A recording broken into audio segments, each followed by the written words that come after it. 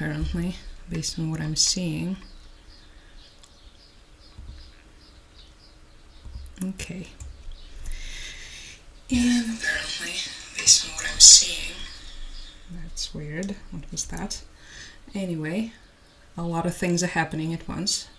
And now I'm also gonna go live on here too.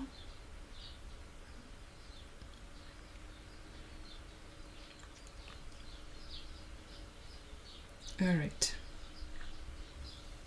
Okay, and we are going. Should be fine, hopefully. I sure hope so. We'll see. Okay, I feel like I have forgotten something, but what could it possibly have been? Well, I will probably remember during the live. Oh, I had the first comment, wait, on YouTube. Oh, that's so sweet, thank you. Yes, I am having a good nice tea today. We're gonna talk about it too, of course. Oh, hi, hello. How's it going? I was just answering to your comment on YouTube. There's a lot of confusion happening with all this multiple streaming. Good to see you too. Over a year? Maybe. I mean, what is time anyway? Time is a social construct, or so they tell me. Oh, you just had lunch? Ah, what did you have? 'Cause I'm having my tea from my nice Sengoku Jidai cup. Okay, let me know if everything is working on YouTube as well, because I think I had a little glitch, but it should be showing the map. Hopefully, fingers crossed. Hi Megan, how are you doing? Time is just a mechanic. Yeah, that's true. That's deep, some deep stuff. Ceasefire, nice try, cheater. Yeah, no ceasefire for us, unfortunately. I'm afraid. Great to see you too. Yeah, this is the cup. I know it's not the most popular one with the crowd, but it's matching the color scheme of the day, because you see we have a little brown situation going with the earrings and the Kraken sun, and yeah. But these are all of the... It's from the Warring States period, all of the come-ons of all of the most important daimyos. Japan nerd stuff. Good afternoon everybody. How is it going? Let me know. We're just gonna do, as always, a little warm-up, and then we're gonna get into everything. Thank you. A lot of stuff to discuss, some good things, a couple good things, mostly the horrors, as unfortunately it tends to happen these days. Oh, thank you, Thomas, that's so sweet. Yep, Edo period. Well, I mean, before Edo period, there was Sengoku Jidai period, the fighting states, which led to Edo period. That was the period when everyone was trying to kill each other. So, all of these powerful lords fighting for power, and then it ended when one of them won. That was Tokugawa Ieyasu, and he was the founder of the Tokugawa Bakufu, and this marked the beginning of the Edo period. Thank you. In Japan. So yeah, today we're having another relatively calm, stable day here in my place in the world, which is Volyn. Let me remind you, to those of you who are currently with us on YouTube and are staring at the map, that this is where Volyn is. The Volyn Oblast, the historic Volyn, would be about this big. There's usually confusion because historically speaking, it's just like it tends to be a bigger region. Anyway, in our places, in our territory is all okay-ish. Other places, unfortunately, not so much. We're gonna get to them. Had some recent horrors happening. But yeah, we're gonna get to that in a second. Just a reminder, everybody, that we're also live on YouTube.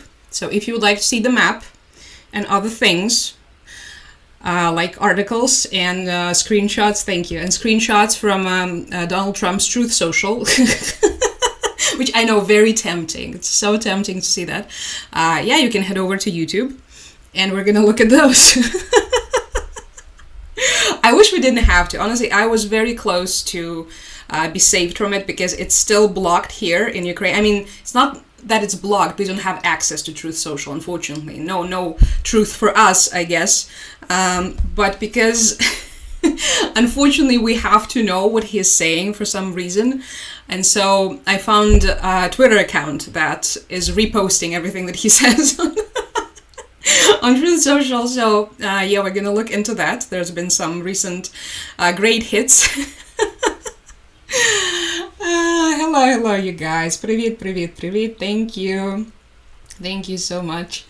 It's been a while. Yeah, I'm only recently like getting back into the entire, streaming regularly thing. And yeah, it's been a while, but I'm trying to do my best. His Truth Social, I told you not to be mean to each other. Why didn't you listen to me? Yeah, today it was a very special one, right? He went on a little... Oh, that's the lemon. Okay, be calm, be cool. There was a lot of pleading, and it reminded me of one of his classics called Vladimir Stop. Remember Vladimir Stop when he wrote to Putin? So today was very similar in that regard. Let me know if you need money. No, it's all good for now. It's very chill on YouTube, everybody. So if you would like a chill chat to enjoy, yeah, you can head over to YouTube. It's pretty chill. We are currently having 12 people around there, so it's a very, very cozy situation. I missed you. Oh, thank you. I missed you too. I mean, this is why I'm back at doing this. Honestly, I didn't think I would, but now I am. Anyway. Oh, thank you. Thank you. Poor Donnie, his Nobel Peace Prize is slipping down through his side. The Nobel Peace Prize situation was mildly confusing. But at the same time, not surprising at the very least. It's just something that you're like, oh, right, of course you think you deserve the Nobel Prize for doing nothing. Why are we not surprised? All right, everybody. Glad to see you all here. Again, we're going to be looking at some YouTube stuff today, just as we did during the last stream. So if you are interested in that, please head over to my YouTube channel. I linked it in my bio because last time there was a lot of confusion. Some people couldn't figure out how to head over to YouTube, how to find my channel, So I put the link. There's a link in the bio, and there's also the link on Instagram, and there's the link on Twitter. There are links everywhere. Too many links. So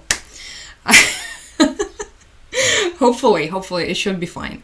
So we're currently looking at the map, and yeah, unfortunately we will be gradually getting into the tragic stuff. So I hope you're prepared for this. This is inevitable. Let's just get it over with. So we're now looking at the city of Dnipro, which is, you tell me.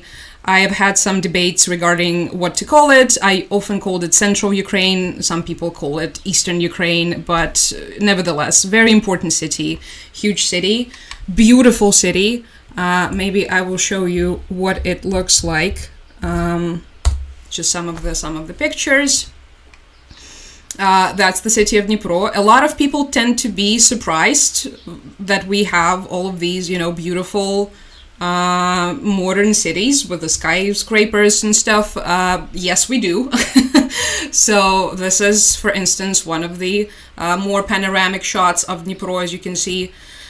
Just a nice, normal, modern city. Unfortunately, because it's in Ukraine and because of its location, you can see this red stuff in the bottom of the screen. This is the Russia-occupied territories, and all of the dots that you're seeing here is all of their different troops, all of their brigades, and yeah, this is the front line. So it's relatively close to the front line. It's not considered the frontline city, thankfully. They haven't advanced this far, but it is pretty close. So it's often, or pretty much daily, attacked by all kinds of missiles and drones and everything. Because remember, the worst rule of this war: the closer you are to the front line, the more stuff they can use to target you, pretty much.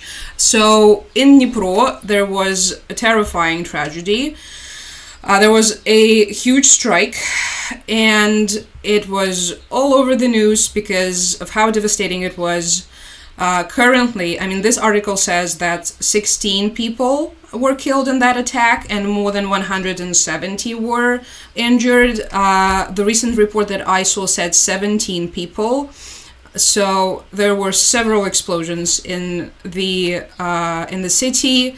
There were, well, as you can see on this image right here that I'm showing you right now, this is a school that got its windows shattered, and actually there are several schools that were within the reach of the strike and that were damaged. And one of the most terrifying footages that came out of this situation, out of this attack, was the one from the train, because it's actually, I think, one of the few cases. We only had, so just a very limited number of cases when it was a passenger train that got hit. And yeah, today it was one of those. So I'm gonna show you. I'm not gonna show you, of course, the most graphic footage, because why would I do that? Oh, this is Trump. Jesus. Yeah. Okay. What's more graphic, a missile strike or Trump's Truth Social? Okay. Let me scroll for a little bit. This is the footage. So this is, you can see the building is burning next to the train. Yeah, what is she saying? So it's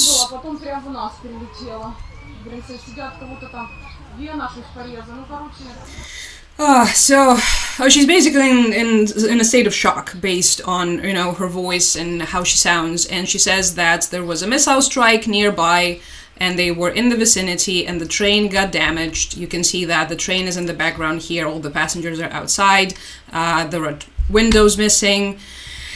And yeah, so one good thing for the passengers of that train is that it was not a direct hit into the train, because otherwise, yeah, you can imagine the devastation. But still, it was pretty huge, and people are in shock. You can see the kids are crying. There is another video, I'm not going to show you this, but there is a video circulating around of a woman who was on the train, and she's just filming, she looks confused, and then there's an explosion, and you can tell that the window got kicked into the car where she was sitting, and then in the next shot she is still filming herself, but she is absolutely petrified, and there is this big bleeding wound on her forehead. So no, we're not going to look at that, although it was reposted by a bunch of Ukrainian officials and by the United 24. No, we're not going to do that. So because of this strike, the city of Dnipro, they marked today as like the how do you say this, basically like not a Memorial Day, but as a Remembrance Day, right, for this attack. And yeah, this is pretty much, as you can see, this is more pictures from the school that was hit. There are some rescuers at the scene. And yeah, one of the worst things about these massive strikes is that, unfortunately, you cannot tell the exact damage immediately, right? If there are buildings that collapsed, it means there will be more information with time passing about the situation, so more casualties will be revealed, more information about the devastation, and so on and so forth. But for now, it's from what I have seen, from what I have read, it was 17 people dead and 170 injured. So yeah, that's the situation in the city of Dnipro. Their mayor, Boris Filatov, posted on his Facebook page that after the recent enemy shelling of Dnipro, 14 schools and kindergartens were damaged, according to Filatov, that the city hospital and the clinic were also damaged. There is significant damage in the private sector of the city. But he posted this, I think, immediately after the strike. This was back when they knew about only one casualty. So, yeah, that's the situation, everybody. So whenever someone is telling you that, you know, there's nothing happening in Ukraine anymore, that stuff has stabilized, that everything is good and nice and chill, well, we wish that were the case. Unfortunately, attacks like this continue. During the last stream, we have talked about how these attacks have become daily, right? How they're happening every single day. That's exactly the case, right? So the people still haven't managed to sort of come to their senses after the strike on Kyiv that has taken also, I forgot how many, hi, thank you, Andrea. I forgot how many lives, but there was this direct hit into the residential building in Kyiv. And again, one of the most tragic things about this happening is the fact that for a while you do not know how many people are going to die, because when the building collapses, obviously there has to be some time and some effort put in to work at the scene and to recover the bodies and hopefully the survivors. And yeah, so we were just trying to come to terms with this situation in Kyiv, and then immediately there is the next one in Dnipro. Yeah, just a daily occurrence. Let me see what you guys are saying.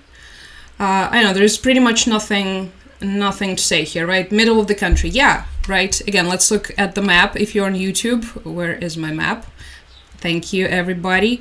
Yep, I think you can say that this is, I mean, at this point, if you look at, it used to look pretty central. Now with all of these territories occupied, I don't even know if we can consider it central anymore, but yeah, so this is Ukraine, right? It's right here, and this right here is Dnipro. So, yeah.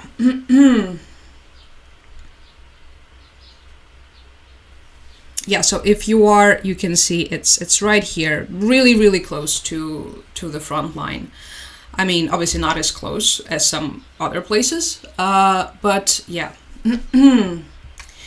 So that's the Dnipro situation. Again, it's almost daily at this point. Let me see if I can show you the Kyiv situation. Oh, it's Trump again. Jesus. No matter what I open, there's always Trump. In Kyiv, we had, well, I mean, that's the situation in Kyiv, pretty much, right? Just the devastation, and I don't think there is anything else to add.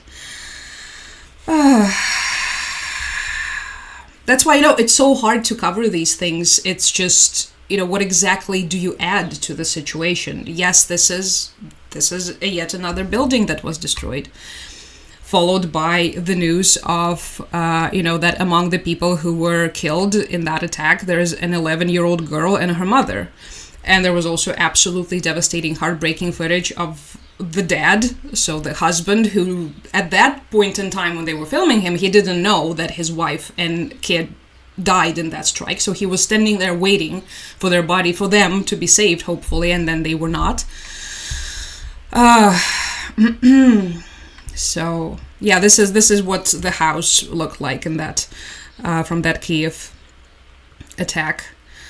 In here, I think when it happened, they were saying that it could be the drone, but it actually ended up being some kind of a missile. I don't know what type that is. But yeah, these days it's usually either a missile or a drone. So. His pictures should come with an You mean the Trump pictures? Is Putin saying anything or just continue bombing? I don't feel like he wants a surrender. The last comment that we have received was, remember last stream we were listening to his incredible speech about wherever the foot of the Russian soldier steps, it's their territory. That's the last comment that we have received. It was also followed by the comment, again, it was at St. Petersburg Economic Forum, whatever that is. It was followed by the comment on how they basically consider all of Ukraine theirs because they think that Ukrainians and Russians are the same people. So that's it. They are saying stuff like this, and then they are doing stuff like that. That's it. Nothing else. There was no moving forward. There was no progress with the talks. There was no progress with any sort of, ceasefires. As you remember, if you've been following the situation, they have rejected all of the offers for the ceasefire, like the short-term ceasefire, the longer-term ceasefire, anything at all. No. They have given their conditions, which were pretty much unconditional surrender for the Ukrainian forces, that the Ukrainian forces have to withdraw from the territories that the Ukrainian forces are currently holding, just, for a second. So I guess the soldiers setting foot on the territory rule only applies to the Russians, as Yeah, it always does with their hypocrisy. They have to withdraw, and then they went back to their crazy demands with the, denazification, demilitarization, all of that we have already heard in 2022. So this is not a constructive conversation. This is madness, as always with these people, unfortunately. I don't know why they're like this. I used to think that I did. I used to think that I knew. Oh, hi, Carol.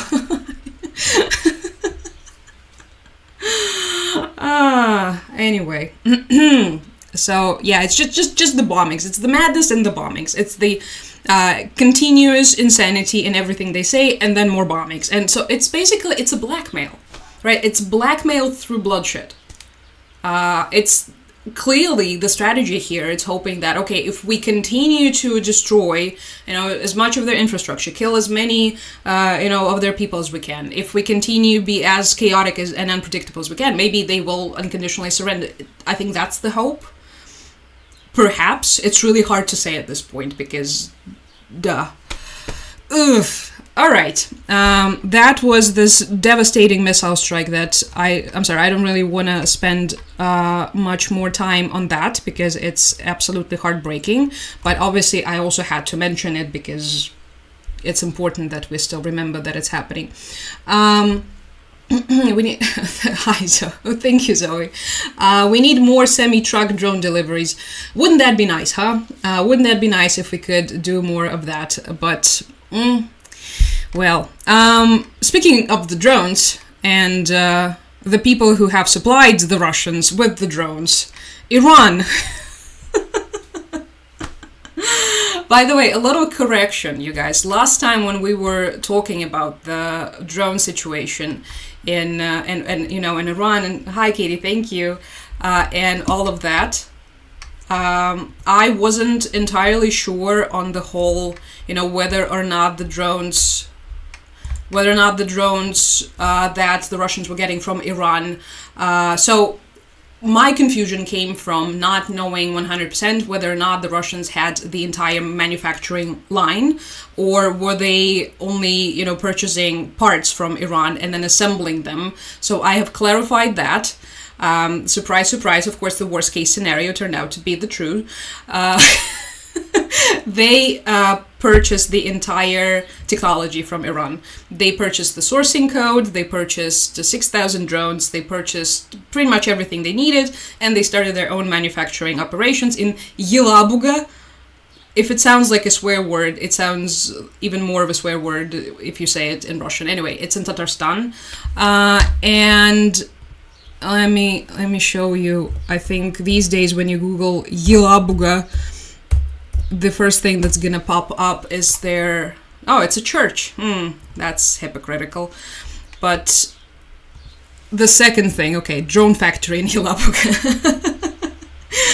So they have opened this massive complex in Yelabuga in Tatarstan. You can see, right, it's a pretty big facility, and they've recently been expanding it.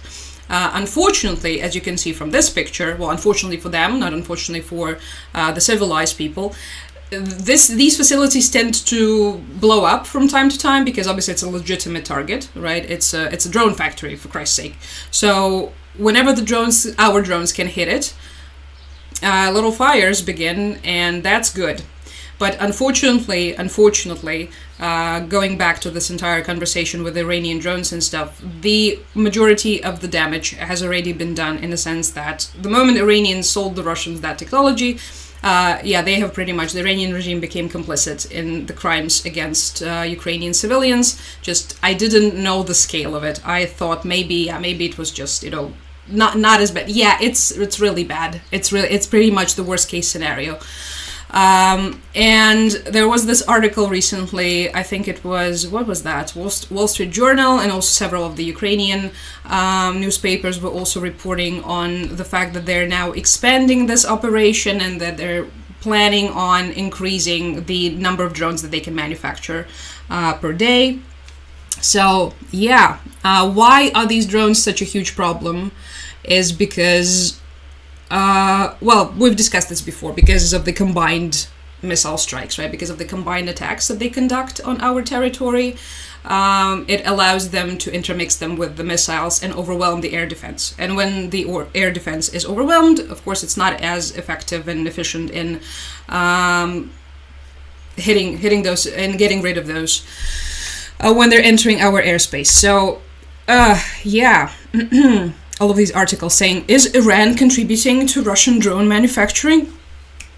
I don't know, Chief. What do you think? They didn't have them before they had this deal with Iran in November 2022. So, yeah. Oh, hi, Minnie. Hello. We're discussing the drones as usual. And I'm also showing pictures of the drones on YouTube if you're interested in that. So a lot of us were, of course, wondering, in the light of the recent US strikes on Iran, which were apparently called, and I kid you not, the Operation Midnight Hammer. All right, it's like a Tom Cruise movie. Anyway, a lot of us were wondering, and a lot of you were wondering during the live stream, whether or not these attacks will help Ukraine if the Iranian facilities are damaged, if the Iranian facilities that manufacture weapons are damaged in the Israeli strikes. Will it help Ukraine? It's really hard to say how much of the weapons Russians are still importing from Iran, but you can tell clearly, right, based on the beautiful facilities in Yelabuga, Tatarstan, that the most of the damage has already been done, and yeah, we're not really winning in that situation, I guess. Hello, Becca. Yeah, we're talking about the drones. Welcome. Iran is still shipping drones too. I believe they sent a shipment out yesterday, right? The interesting thing here is, first of all, how many, which we will not find out, understandably so. And also, will they be able to continue to do this, especially if the entire action with Israel continues, which it is continuing, by the way. At least today, it has been popping off since morning, despite all of the talks of the ceasefire. So the question is, if this continues, if they need the drones for whatever it is that they're going to be doing this war with Israel, right? How many will they be able to ship to Russia? Honestly, the pessimist in me says that they will find the drones for everything, just, based on our experience, based on what we're seeing.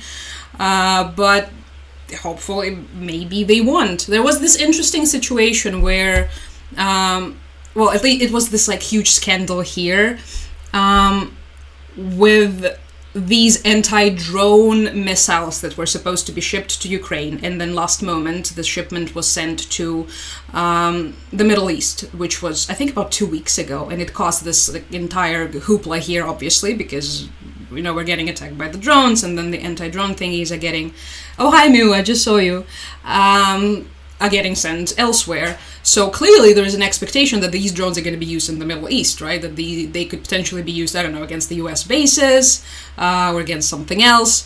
So, too many drones. The Midnight Hammer, right? I didn't believe it. I had to reread it a couple of times when I was doing my research on the operation. All right, if you say so, sir. Hello, New York. How's it going? Who are you voting for in the elections? This is everything. My entire feed regarding New York is covered in the elections for the mayor. So yeah, he didn't do it to help Ukraine, sadly. Well, I mean, in this particular case, if there's an expectation that the U.S. troops are gonna get hit, in the Middle East, of course, the priority is going to be to send this equipment to the U.S. troops and not to us. I think that's just something that we could have expected, and also, yeah, it's in line with Trump's administration, general approach to Ukraine, which is pretending that we don't exist, I guess, at the very best. Viva la Ukraine! Thank you. Hello. Where is Ukraine getting their drones from? France? From everywhere, actually. Everywhere we can get the drones. Depending on which types of drones you're talking about. We have our own manufacturing now. Obviously, I imagine it's based around the Western technology, because I don't think we had technology for the drones before 2022. So there is also this interesting phenomenon of using the like regular commercial drones, like the Mavic drones, like the similar ones that you could see being used in filmography, for instance, but they're used for, you know, much more gruesome purposes. They carry the explosives and then they just drop them on enemy personnel and equipment. We're using them. Russians are also using them. It's the cheapest, just most primitive thing that you could use, and it's mostly done because there is no alternative, right? They are manufactured in China, and China has been happily selling them to both sides because, of course, business is business. And then we have pretty much, well, we had so many different drones. We had American drones. We had all kinds of European drones. I think we had Norwegian drones, and we had so many drones. A lot of the because another thing, which also, it sounds very gruesome, but unfortunately, yeah, let's be realistic here about what's happening.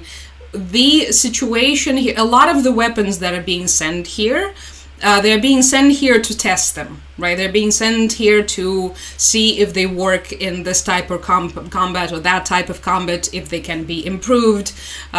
So we have had cases of, I already forgot the name of the drone, unfortunately, but there was some sort of super cool fancy US drone that was sent to us, but it has proven to be completely useless in our circumstances, because it's just different type of warfare.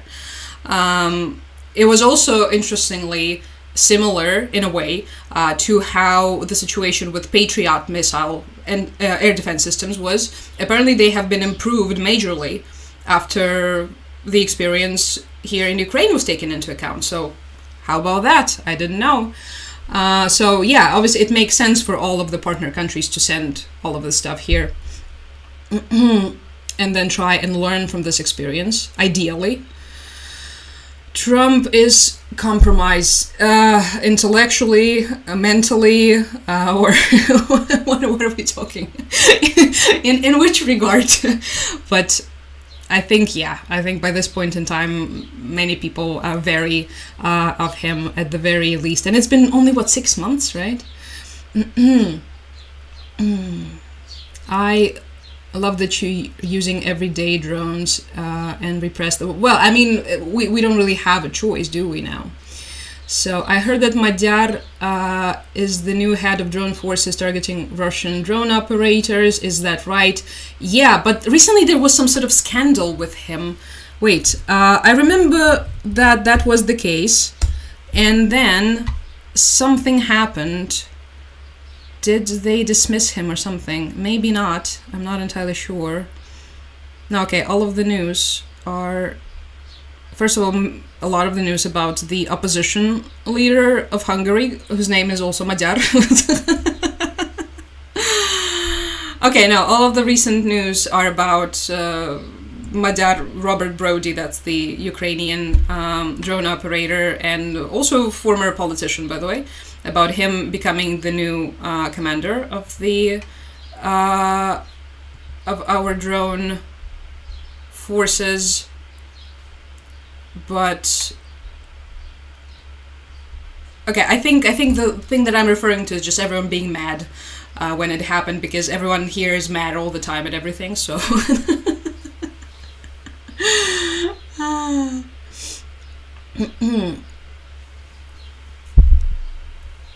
okay, I think I am a little bit behind, as always, on the entire chat thing. I'm sorry about that. But you guys know. You know. If you know, you know. And then there's a new Finnish-Ukrainian warfare drone being developed, says Mu. Yeah, right? I mean, so many drones. I think by this point in time, we all have realized that the drones are the future of warfare, as terrifying as it sounds. But yeah, imagine one thing that I was discussing with my dad, who used to be in the Navy, in the Soviet Navy, but we were talking about the possibility of the underwater drones, right? And that was just the very idea of it is absolutely horrifying, because imagine that. right? I think no fleet could possibly feel safe. I'm like 99% sure that they already exist. And most likely we will see them. Maybe we even have seen them without even knowing that we have seen them, being used in the combat. Oh, under the sea. Hi, Matt.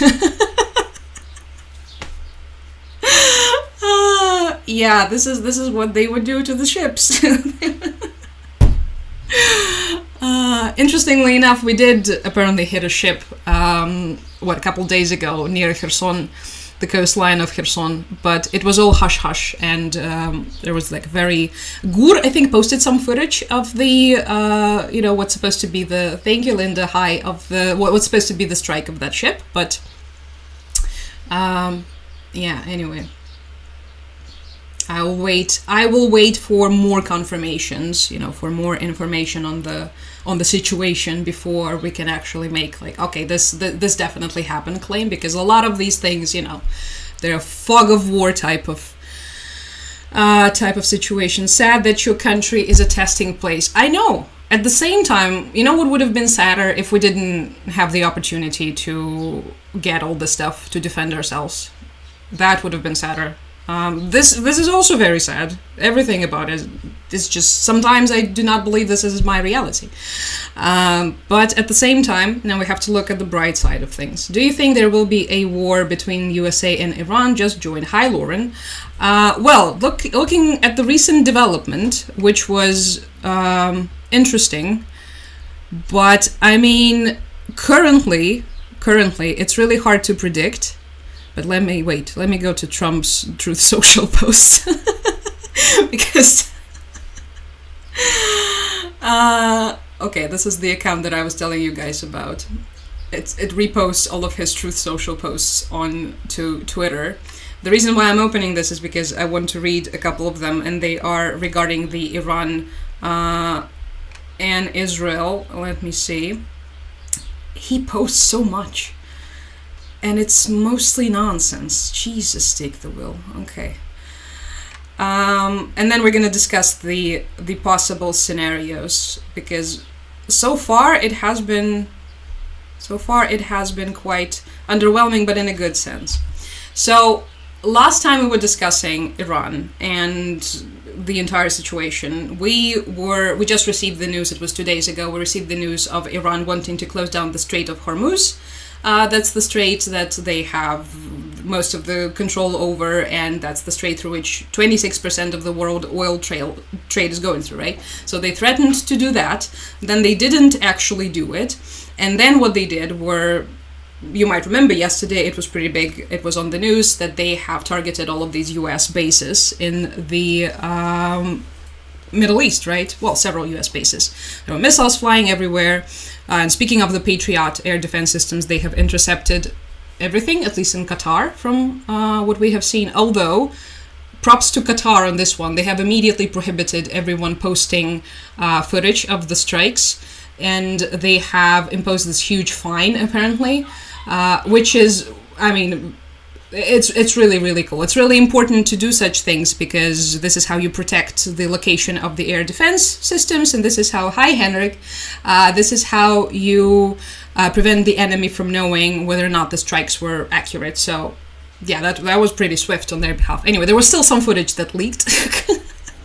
But it was just interesting to see, because we still struggle with this, 3 years into the full-scale invasion, there's still footage of the strikes everywhere.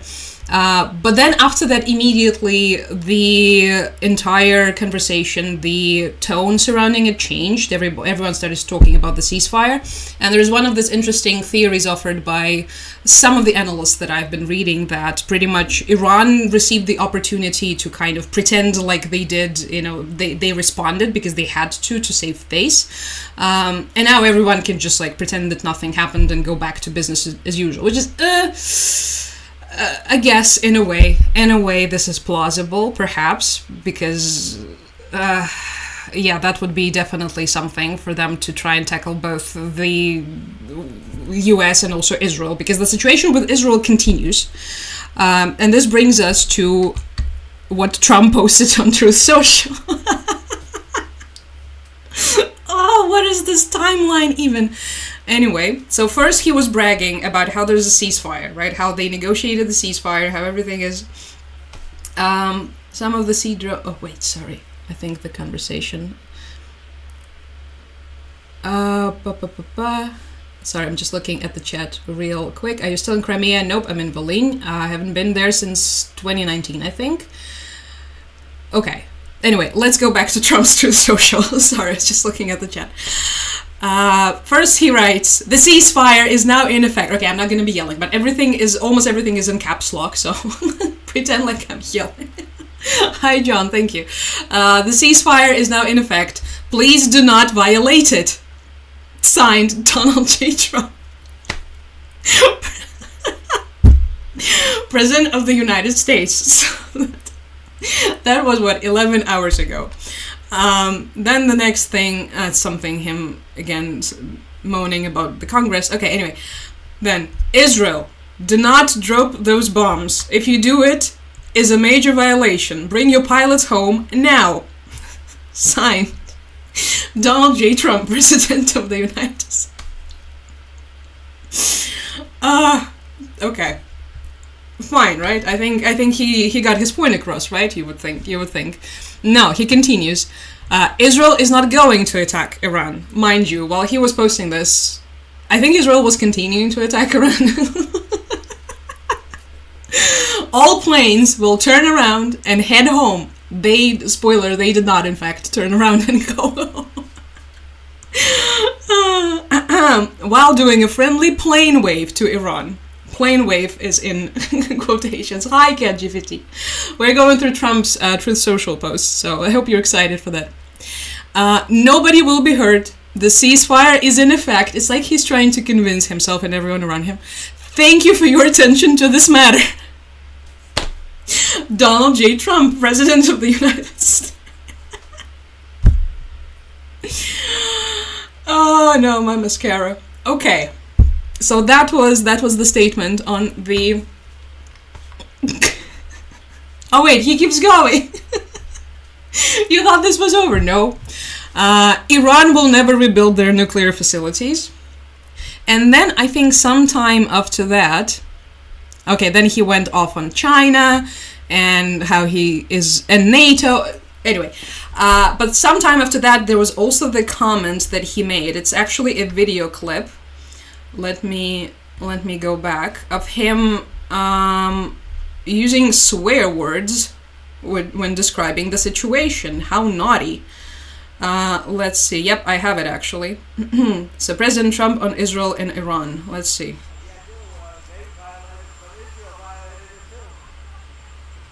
Wait, what? I cannot hear anything. Maybe it's for the best. Wait, let me try again. They came out and they dropped a load of bombs, the likes of which I've never seen before. The biggest load that we've seen. I'm not happy with Israel.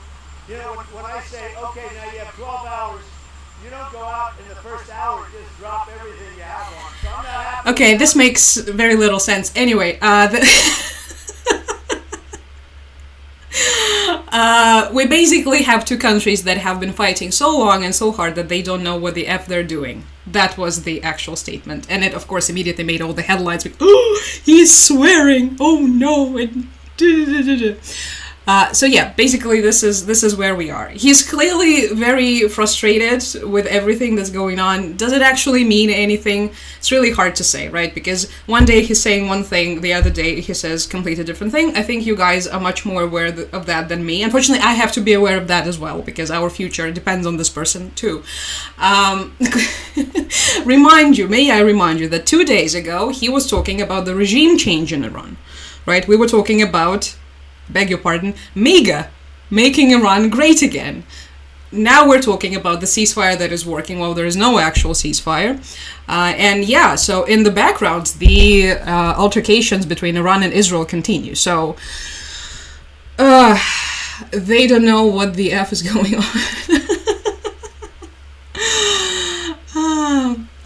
Oh, you guys already posted the statement while I was at it. Pretty sure Trump doesn't understand uranium enrichment percentages and uses. Yeah, I think we can safely agree on that. I don't think just, yeah, based on what we know, yeah, he had no right to declare a ceasefire between the two countries. Have you noticed that he has been doing this repeatedly, right? He continues mentioning these things, and recently he demanded a Nobel Prize for this, a Nobel Peace Prize, without actually doing anything. So I think, again, by this point in time, we're pretty much used to something like this happening with this man. But anyway, yeah, so while all of this was happening, all of the comments, Israel stop, or whatever it is, Vladimir stop. The headline reads, explosions ring out in Tehran, despite Trump's order to Israel to stop strikes. What? No way. Bibi is not listening to Trump. Who could have thought? Anyway, so this entire situation reads just like a huge circus. I don't know. It's just like everything that's happening is meant to confuse you, to distract you, to, just when you're trying to navigate the situation, that's all of this barrage of nonsense from each side of the situation. It's like it's meant to distract you. In reality, yeah, there were all of these strikes continued. So Reuters says Israel bombed a target near Tehran on Tuesday despite a furious rebuke from US President Donald Trump. We have just got ourselves familiar with that, for launching airstrikes hours after agreeing to a ceasefire deal with Iran. So, yeah. Let me refresh that, I think. So, just based on what is happening right now... Sorry, let me see. We're gonna get back to Iran soon. Let me just see what the chat is saying. Steven is saying... wait. Laura's saying, is the US great? Yeah, you guys tell me. I haven't even been to the US, so I don't know. And Steven was asking me something. Do you plan to go back to Ukraine after the war? Well, I mean, I'm in Ukraine right now. So...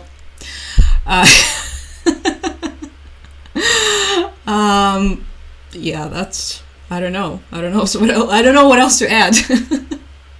Or do you mean other people? Do you mean other Ukrainians who have left?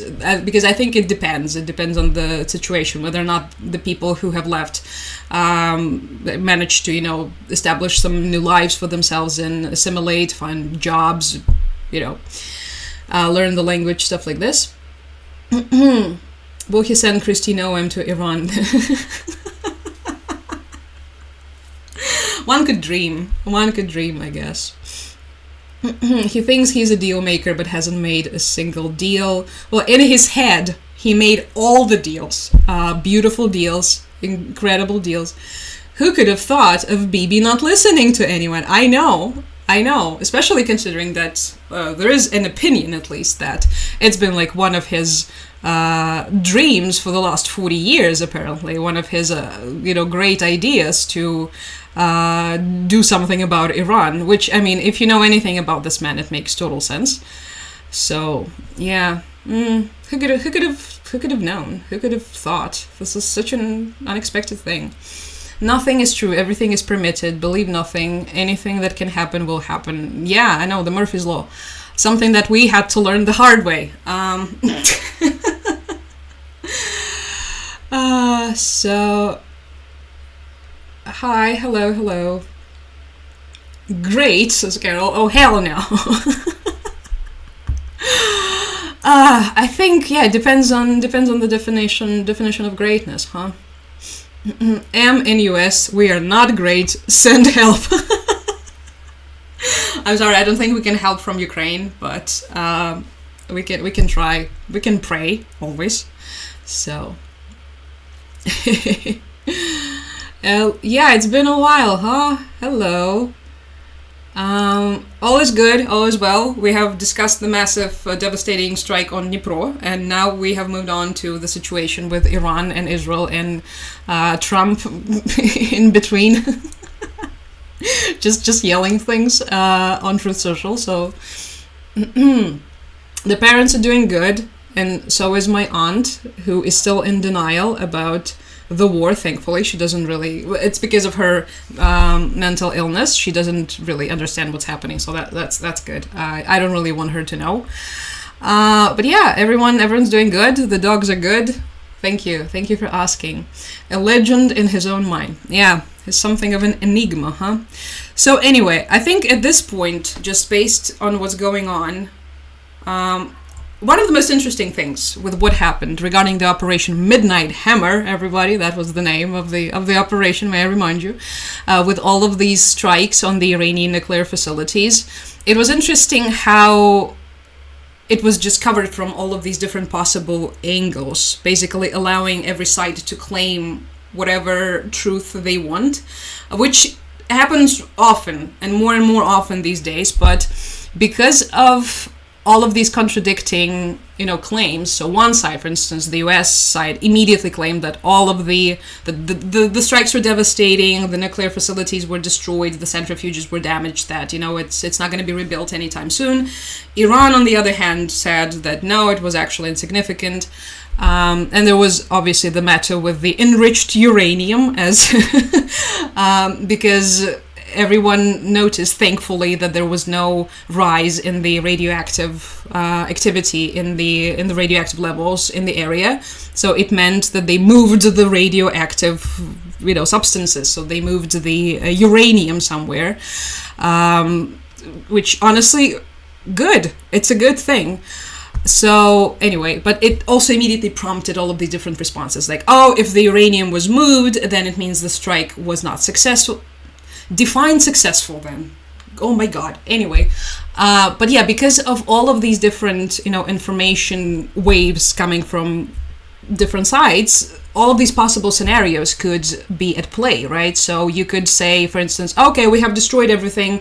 There is no need for any further attack, right? The weapon was destroyed. Everything was destroyed. There is no possibility for them to rebuild their nuclear program, which is what apparently the US side is doing. Iran is saying, obviously, a 100% different thing. And because they're saying this different thing, it allows them to not go any further with the response, right? They are saying, oh, there was barely any damage, we're fine. And also, did you see the strikes? Did you see the sky lit up over Doha? That was, a massive, tremendous response. So, yeah, that's interesting. Different optics applied to the situation. It absolutely irritates me that we now have to exist, in all of these separate realities and approach the situation from all these different perspectives. And there's like subjectively one truth. But with war, I'm afraid, this is how it's always going to be. So anyway, in the meantime, they continue bombing each other with Israel and probably will. Because I don't know what their goal is. And at this point, I'm too scared to imagine. So, you can see all of the headlines on Reuters. The main headlines are about them, right? Blast shakes Tehran. Trump demands the ceasefire. Israel kills 40 in further Gaza bloodshed. Netanyahu sees redemption in Iran war, but Gaza looms large. So it's just the never-ending situation. And also the next one is about the NATO summit, and we're going to talk about the NATO summit in a second. Because our beautiful, glorious green leader Zelensky was also there. And there were some interesting things that happened or didn't happen at that summit. But first I'm going to look at the chat. Hi, Jane. Hello. What about the uranium? They moved it. They moved the uranium, thankfully. Nobody knows where to. I suspect that it was known that the uranium was moved. And that the strikes were carried out knowing that there is no uranium at Fordo or the two others. Unfortunately, I forgot the names. I don't speak Farsi. But the main point of that strike, it didn't have to be to target the uranium, because that would be nuts. That would be insane. It was to target the centrifuges that apparently Fordo had a lot of. Honestly, I had no idea. So... and I wish I didn't need to know anything about that, if I'm being frank with you. Some of the commentary that I have read on the matter says that this is such sensitive equipment that even smaller scale strikes could have been potentially lethal for it, so it could have damaged the equipment, and something like that, 14 bunker buster bombs, and the total of 75 precision missiles and also a couple dozen tomahawks.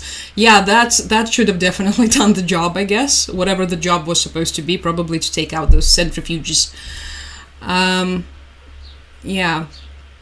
Another thing is that a lot of people were wondering, so will it actually take out the Iranian nuclear program, or will this will this have the opposite effect?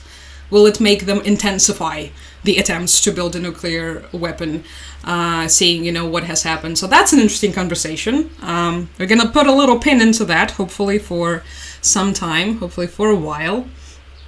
Thank you, Kat. Don't worry. Here, it's all still stable, all still fine. So Chewy is chewing. Chewy is doing fine. We might hear her during the live because she sometimes throws tantrums in the next room. So Chewy's doing good. I wonder who thinks of the names for these operations.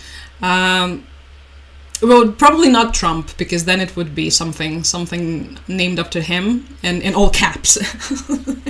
The Midnight Trump. Hello. How do you move uranium without getting caught? Now, that's a very good question for the Iranian government. They didn't notify me. But no, I imagine people who were interested in, knowing the movement of the uranium, they knew about the movement of the uranium. So that's my guess. Wait, one more thing while we're on the topic of the uranium. Do you guys remember Dmitry Medvedev? Do you know who that is? Let's see what he has to say. Something that no one has ever said in the history of the planet. Dmitry Medvedev is the former Russian president. I had to follow him on Telegram specifically to show you guys some of his deranged posts, some of the things that he was saying about the Iran situation. And he has a lot of things to say, huh? What would you know? So, let me see what he's saying. He released this, but let's start by saying that the entire Russian response to the situation, considering that Iran is supposed to be one of their key strategic allies, right? That they're supposed to be like this, BRICS, and all of their military cooperation. They have signed some special agreement on the military cooperation and with all of that in mind, it's mildly confusing to people who are not paying attention why the Russian response was the way it was. First and foremost, before the U.S. strikes on the Fordo and the other two Iranian nuclear facilities, Putin, during the infamous economic forum in St. Petersburg speech, said that basically announced that they have no intention of helping Iran militarily and that they don't have an obligation to do that, which was okay. Of course you don't. And then after the strike, they have released Medvedev, again, former Russian president, currently known as a basement-dwelling alcoholic who is released from time to time to post things on his Telegram channel and to cause some, waves in the information space. He is usually, he calls the Western leaders slurs, he calls our, Ukrainian government and Ukraine a bunch of slurs, he threatens nuclear retaliation, so stuff like this, just the crazy guy in town. So what he wrote about the situation, about the Midnight Hammer operation, I'm just going to translate you the key points. So, what did Americans achieve by their night strike at the three facilities in Iran? First, critical infrastructure of the nuclear cycle most likely was not damaged or was damaged insignificantly. Classic Russian response, right? It either didn't happen or it wasn't bad at all or it was actually good for us, so no surprise here. The enrichment of the nuclear materials, and now we can say directly, the future manufacturing of the nuclear weapons will be continued. How do you know? How did Ayatollah call you? How do you know that? I really doubt it. You were literally nobody. He's like the head of some council, but all right. Anyway, a number of countries are ready to directly deliver Iran their nuclear weapons. Now that was something that got everyone's attention, even Trump's, to which he responded on Truth Social. Okay, Israel is under attack, there are explosions, people are panicking. The US are dragged into a new conflict with the prospect of the ground operation. This is now, obviously, it was a huge question mark at the very beginning, to begin with, but now even more.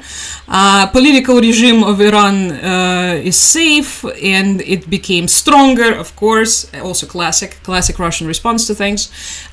People are consolidated. Thank you so much. People are consolidated around their spiritual leadership, even the ones who were not sympathetic to him in the first place. Trump, who came as the peacekeeping president, started a new war for years. And anyway, and it keeps going. So that was their main response to the situation. Oh my God, he since then wrote a new post. Okay, he calls Zelensky a green stomach parasite. Okay, no, we're not going to read that. Anyway, let's see what Trump had to respond to this. We have to go back to the Truth Social. Sorry, everyone. I know. I wish I had Truth Social. I would be unstoppable if I did. I would know all the truth, and I would be so social about it. Wait. He actually wrote an entire text, because of course he did, in the response to Medvedev. This is him attacking AOC. The classic. If I'm not gonna find it, then I will just tell you the key points of what he said, because the best part of it was him calling thank you, Henrik. Him calling the word nuclear the N-word, which of course he did. Of course this is something that he would write. Iran. Oh, there's so many posts. Okay, I found it. Did I hear former President Medvedev from Russia? From where else? From where else a person with last name Medvedev could be? Anyway, casually throwing around the N-word, nuclear, ! And saying that he and other countries would supply nuclear warheads to Iran? Did he really say that, or is it just a figment of my imagination? If he did say that, and if confirmed, please let me know immediately. The N-word should not be treated so... Wait, he didn't finish the sentence. If he did say that, and if confirmed, please let me know immediately. There has to be a continuation of that sentence. Okay.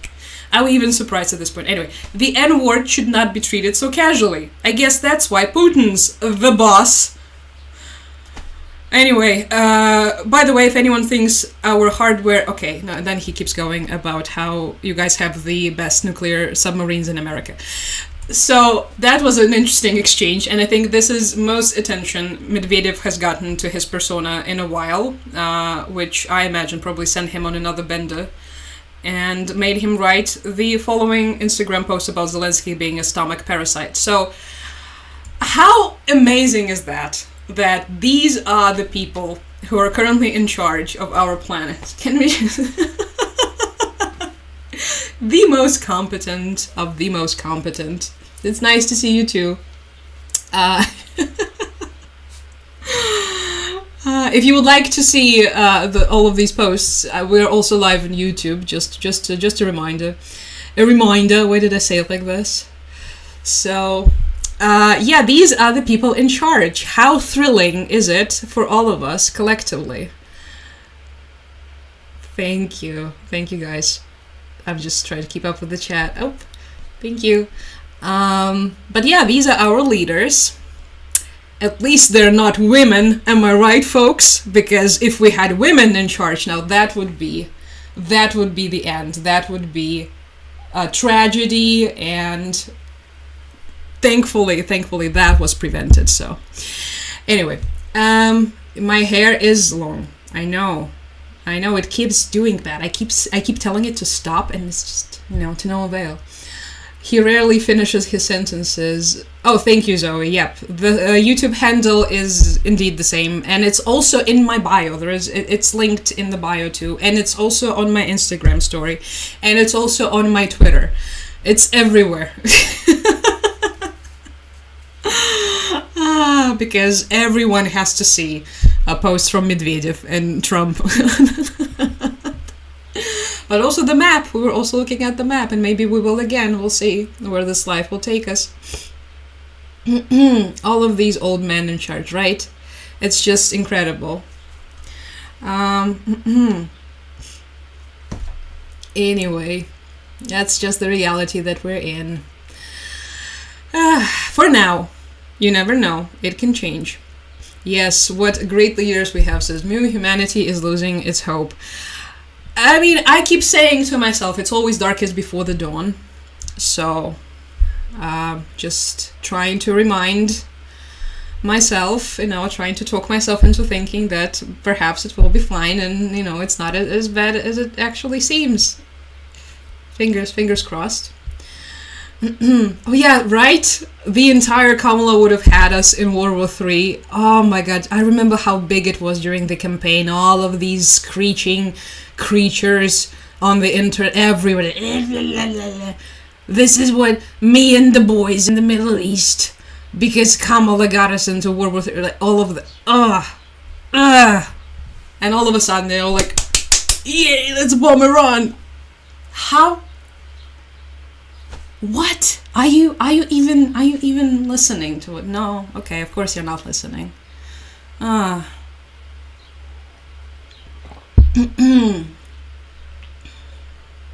well, anyway. That's just me being emotional, I guess. As a woman. Anywho, everybody, NATO summit. What do we think about the NATO summit where Trump is heading? There was a wonderful picture from the NATO summit of our president, dearest, and I'm going to show you, I'm already showing it to you on YouTube, meeting with Mark Rutte, who's the current head, the Secretary General of NATO. This picture, it's like, as you might know, Zelensky, he might be rich in spirit and emotions and everything, and he has the heart, I guess. Height, unfortunately, not his strongest suit. So in pictures like this, yeah, but he's still grabbing Mark Rutte really, really tight, and he's pulling him as close as he can to himself. So the entire summit was, before it even started, it was already covered in all of the talks and rumors and gossip that Trump is not going to meet with Zelensky, that Trump will have, that the other leaders will have to schedule things around that and try to make it so, Trump and Zelensky will not interact. So it was this like whole mean girls situation. Everyone trying to accommodate the Regina George in the room. And now Trump has said that actually he might be meeting with Zelensky after all. What do you know, huh? Queen Bee changed her mind, I guess. But this is still, it's still, last time I checked, it was not confirmed. Wait, let me see, NATO summit. Oh, nope, fish, nope, that's Ukrainian. NATO summit. That's a lot of pictures of the summit. Okay, yeah, so last thing he said was, 4 hours ago, according to Ukrainska Pravda, right? And he said that he will probably meet, Trump said he'll probably meet with Zelensky at NATO summit. But before that, there was all of this, like, will they, won't they, what's going to happen, what's not going to happen? And obviously, one of the most important thing is, well, to Ukraine, of course, is the upcoming, the upcoming weapons transfer, so basically more military aid, whether or not it's going to be. According to Rutte, at least based on this publication, The New Voice of Ukraine, I have to double check that, but he says 35 billion euro. They still have to adopt that, right? In any case, but there were some impressive things that I have read in terms of the type of weaponry that is being pledged, like more focus on the drones and anti-drones equipment as well. So if that actually is confirmed, then of course it's going to be wonderful. But you never know. So yeah, he added that they have pledged all of this money, but. Yeah, it's, again, it can take a lot of time. We know how it can take a while, and we also know how there could be a lot of barriers in the way of the stuff actually getting delivered. A lot of it is not even manufactured, something that we had to learn in the recent years, that sometimes, when something is pledged to you, it could also take like several years for it to even be manufactured. Hi, Em, thank you. But yeah, that was, it's still promising. Another thing that pretty much everyone was discussing is the fact that according to Trump at least, the NATO leaders have promised to increase the NATO spendings, because it was another major point of both his campaign. Everything that has to do with NATO and Trump always had this piece on how the US spends more than the rest of the NATO members and how everyone else has to keep up. And now one of the last infographics that he posted on Truth Social, it was about that, how the United States is obviously the biggest commitment financially, and how everyone else try to keeping up with the Kardashians, and whether or not some countries will be able to. This is also, it's a point of major discussion. Whenever there is a NATO debate, it's one of the first things that pops up. Which countries will be able to increase the spendings? Which countries have already increased the spendings? They're all giving contradictory numbers, which is which is another thing that's interesting.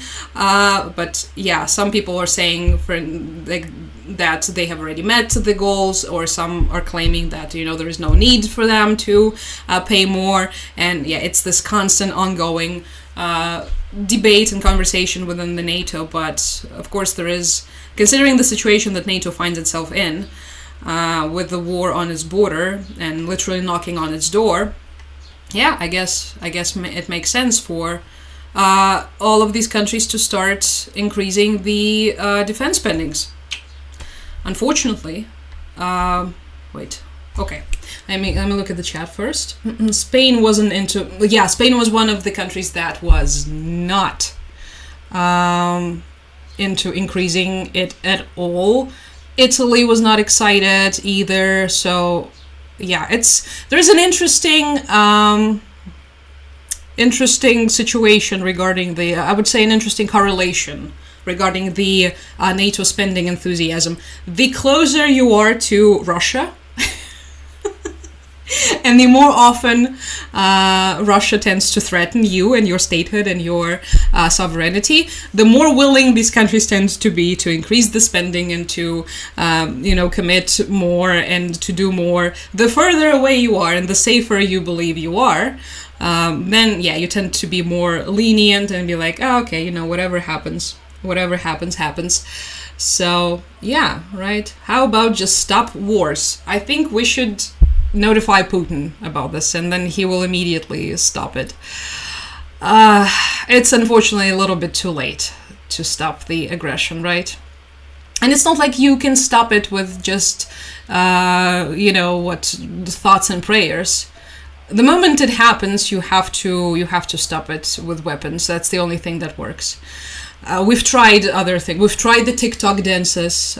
We've tried the chanting. We've tried calling the Russians. We've tried so many things. No, nothing works. Only people on the ground with the arms defending their land is the only thing that does the job.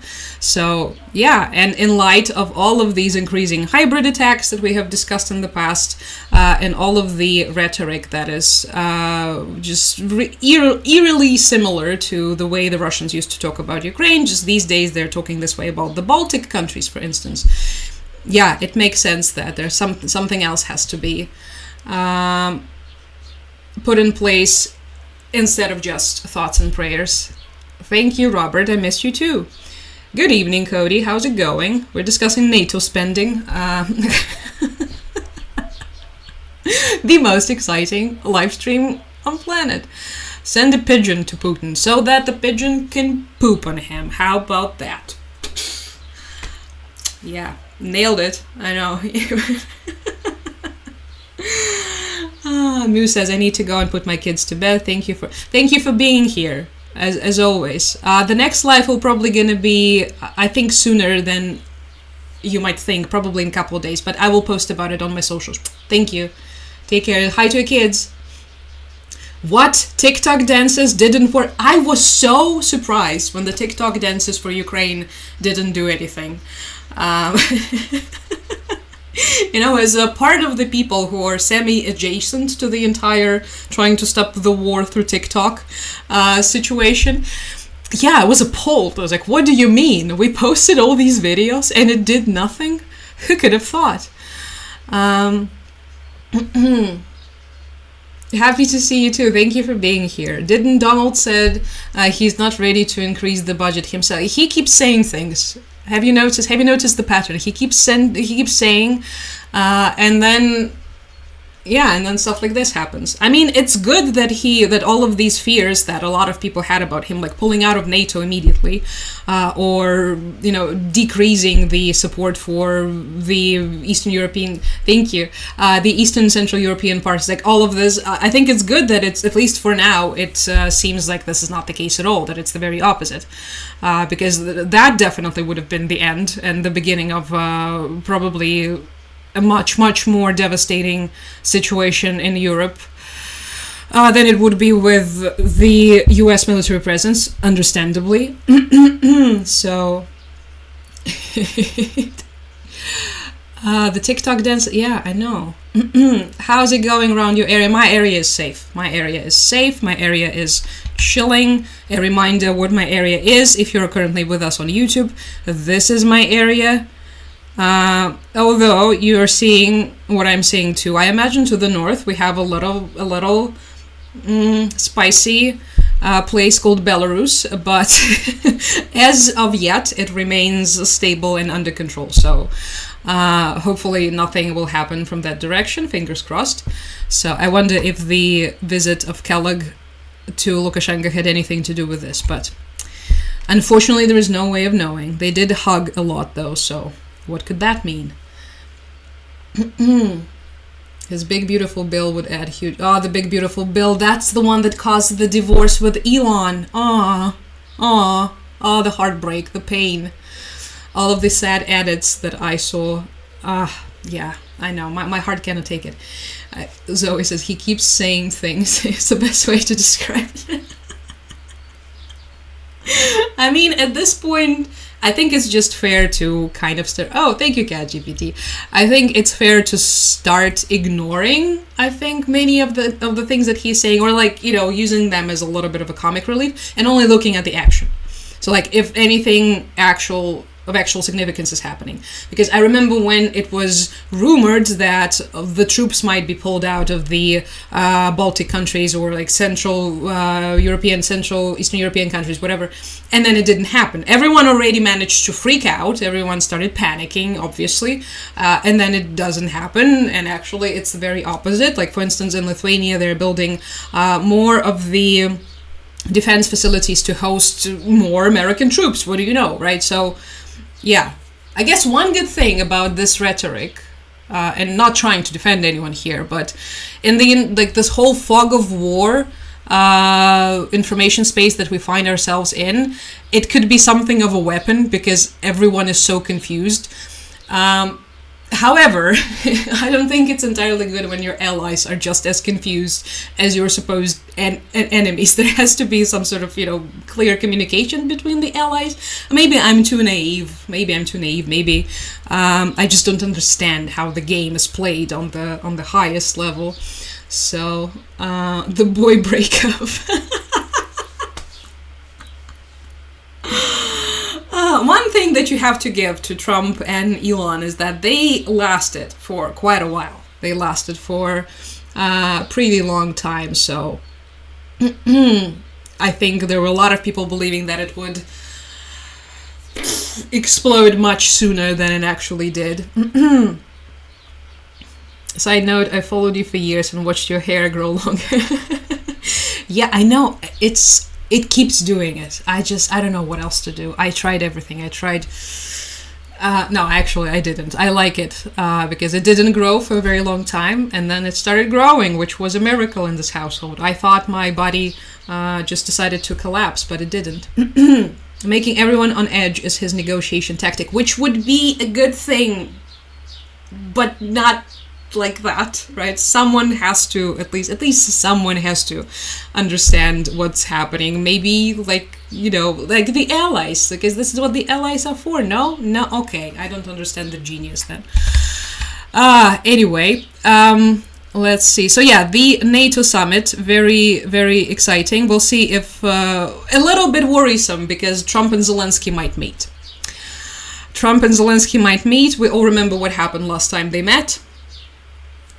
don't remember that, do we? Do we remember what happened? Yeah.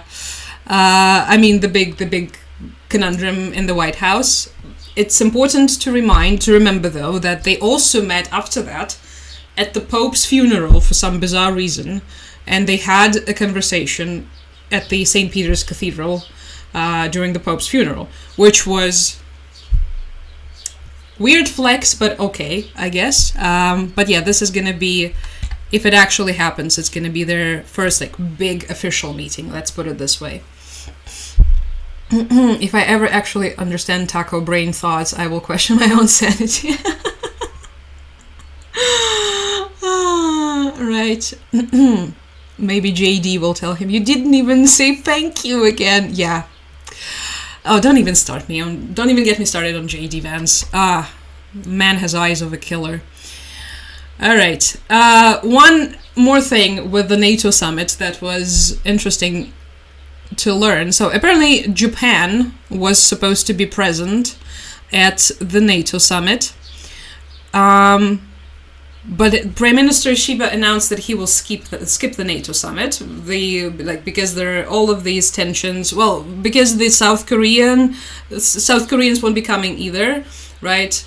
But there is an interesting piece of information here regarding a lot of people, from the first glance, they might think, what would Prime Minister Ishiba even do at the NATO summit? Japan is not in the NATO. Yeah, it's like, what is it called? The key ally outside of NATO, something like this. But the actual reason, at least some of the reasons that were mentioned, like by this reporter, for instance, for Nikkei, he believes that it's because of Trump. Because remember the tariffs and the deals and everything that was supposed to be happening regarding that. So Japan is still very much confused about what's happening with the tariffs. To be honest, to be fair, I think so is everyone. They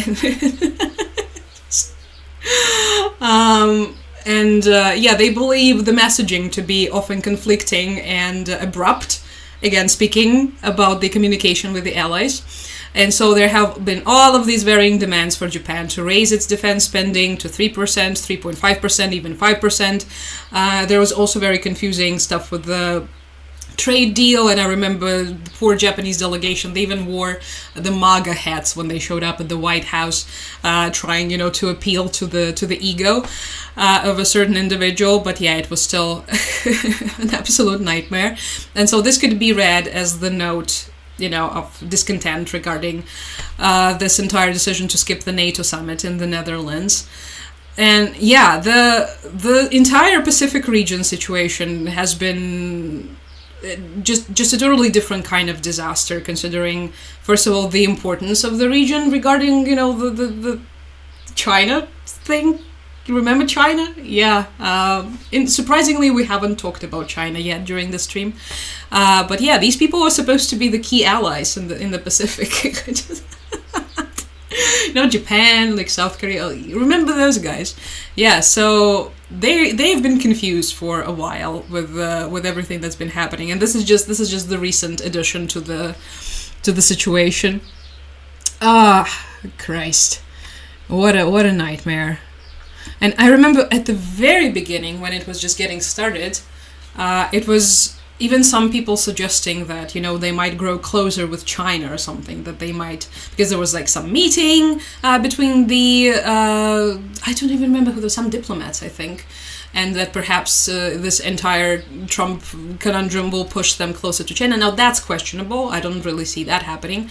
There are too many, thank you, Anne, too many problems with China, too many. One of the most obvious ones is that, I don't know if you guys have ever heard of it, but the key issue regarding the just the entire stability in the Pacific region, the Far East region, is all of these islands that different countries like to claim for themselves. And certain countries, some islands, for instance, are claimed, they could easily be claimed by 4 or 5 countries at the same time.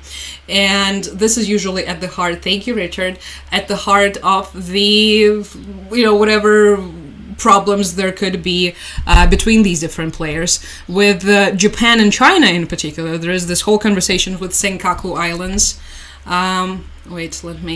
Where are they? I haven't heard that word in a while. Let me see.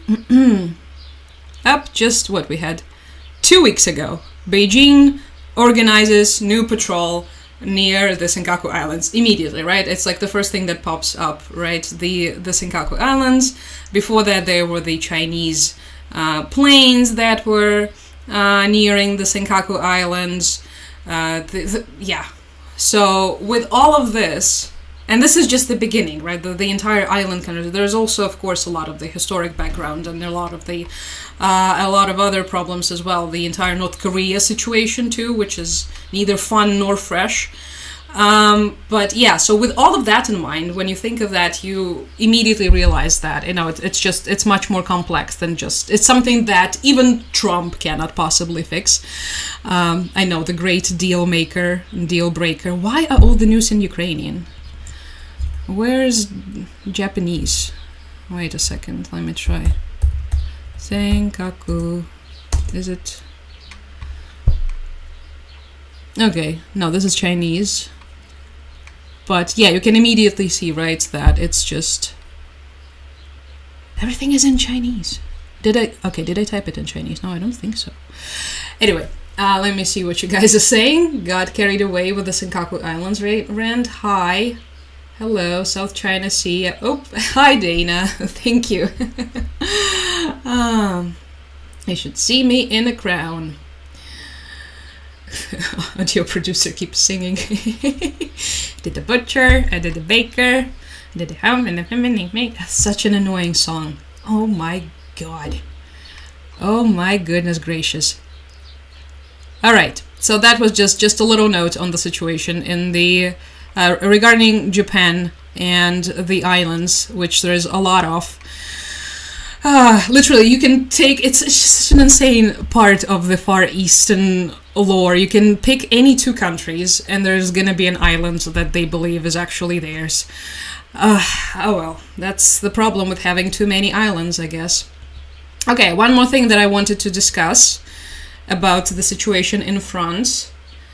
Again, just a reminder, if you want to see the screen that I'm showing with the articles and the Truth Social and stuff, you can go to my YouTube channel. If not, it's totally fine. We can just talk through this wonderful medium. Hi, AJ. How's it going?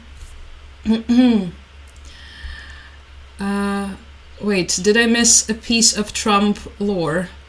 He has worn a wild-looking black and gold MAGA hat before. Very dictator chic. Wait, was it Elon or was it Trump? Thank you.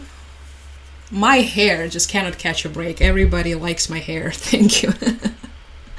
Trump's nomination for Nobel Peace Prize has been withdrawn. Aw.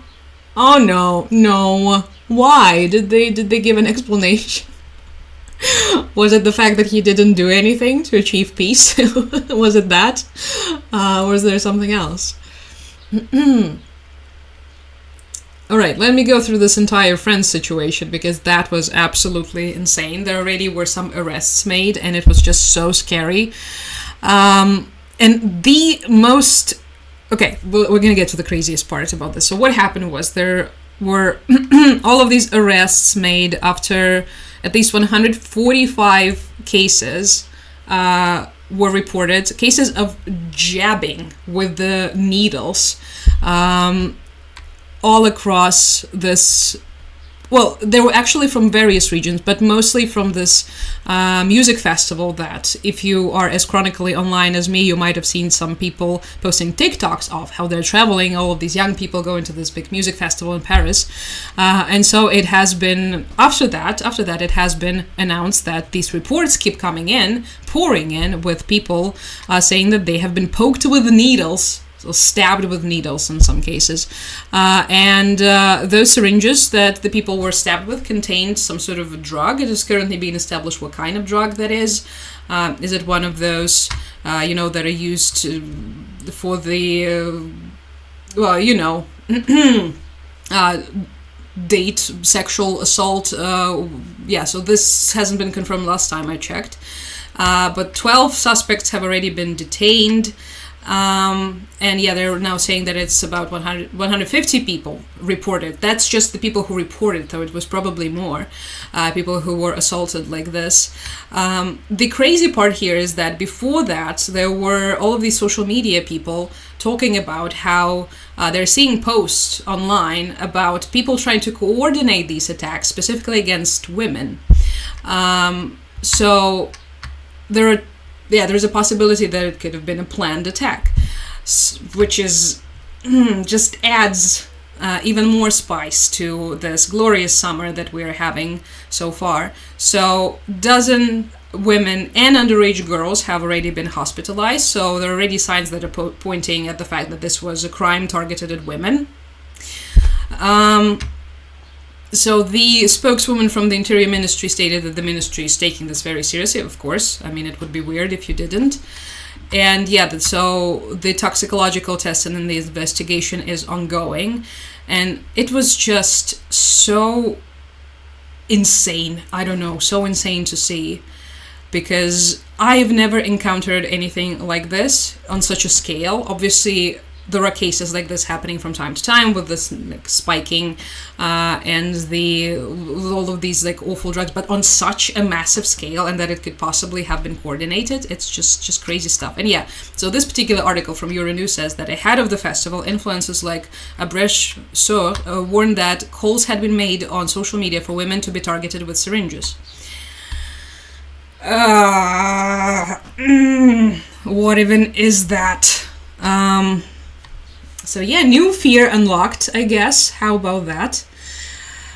Oh well. Let me see what you were saying. Hi, I'm good. I'm good. Trying to process all of the horrors of the world. Absolutely horrific, right? And again, just a completely new fear unlocked, because for some reason my brain couldn't even come up with something like this. I don't know, maybe it's because I'm normal, relatively normal, but still just absolutely horrifying. That has not been on the news in the UK. It's awful. It's just, I saw it absolutely just by complete accident too. So it wasn't really big news, it's something that everyone is discussing.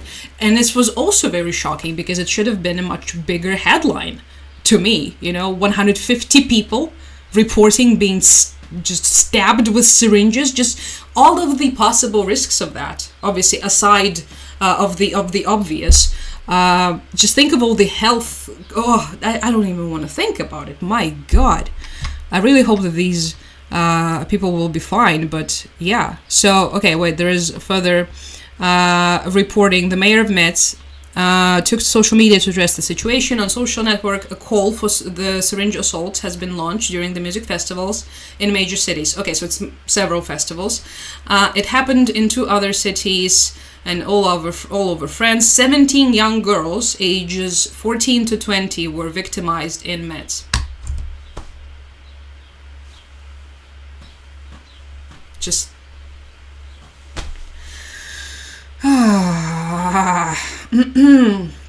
so it in France 24 today. Well, that makes sense. It was in our news here in Finland. Oh, actually, that's interesting. We might figure out which countries were reporting on this. So yeah, let me know if you guys have heard about this, if your news were reporting on this, because I don't think the Ukrainian news have been saying anything. I just accidentally spotted this on, I think on Twitter or somewhere else on the social media, and then I started digging, and I was like, ugh. It's like a whole new can of worms was unlocked. Police said more than 370 people were detained nationwide during the festival on various charges. A reported 14 participants in the festivities were seriously injured, including a 17-year-old who was hospitalized after being found sitting on the street with stab wounds. Stab wounds to the lower abdomen. 13 members of law enforcement were also injured. This isn't the first time that syringe attacks targeting women have taken place, but I think it's the first one that is with this many victims. Similar cases took place in France in June 2022. Okay, it makes sense why I haven't heard about it. We were thinking about other things in 2022. But okay. At the time, the French Ministry of the Interior confirmed to Euronews that 80% of the targets were young women. So it was targeting women specifically. Okay. French police tallied over 400 reports at the time, saying that the motives of the jabs was unclear. Do you want me to guess it for you, French police? What? All right. In Spain, the number of women reporting being jabbed with medical needles while at nightclubs or parties rose to 60 in 2022, according to country's interior minister. There were also similar incidents in the UK in 2021, prompting the British Parliament to publish a report. Thank you, British Parliament, for the report in April 2022 about spiking cases. Yeah, so this is what the Euronews are saying. I think Guardian is also reporting on this. But yeah, it's pretty much, I think it's the same, because I skimmed through it. I think it's the same information. In Paris, investigations were opened after 3 people, including a 15-year-old girl and an 18-year-old male, reported being stabbed in separate incidents across Paris. Yeah, that's the New York Times report. Okay, good. The New York Times is on it, so we're safe. You guys, let me see. I have not seen anything in Croatian news, but it also might be because I'm not looking at news often. Okay, it could be that. We'll check the BBC. In the Netherlands, it was on the news. Okay, so they are reporting. Good. Stuff like this has to be reported. It has to be talked about, because women have to know about this, and they have to know what to expect, and they have to know how to protect themselves from this stuff. And awareness is step number 1, as we all know. Putin didn't get his Putin. The only thing this man, he needs some mediation for his honest to God attitude. Okay, so a clarification about the hat. Zoe is writing Trump's black hat in October 24th, ironically complaining regarding Cheney pushing Bush into war in Middle East. This is some very deep piece of Trump lore that I have missed, unfortunately.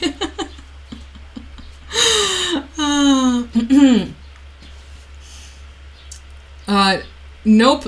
Apparently the news is the Amazon guy's wedding.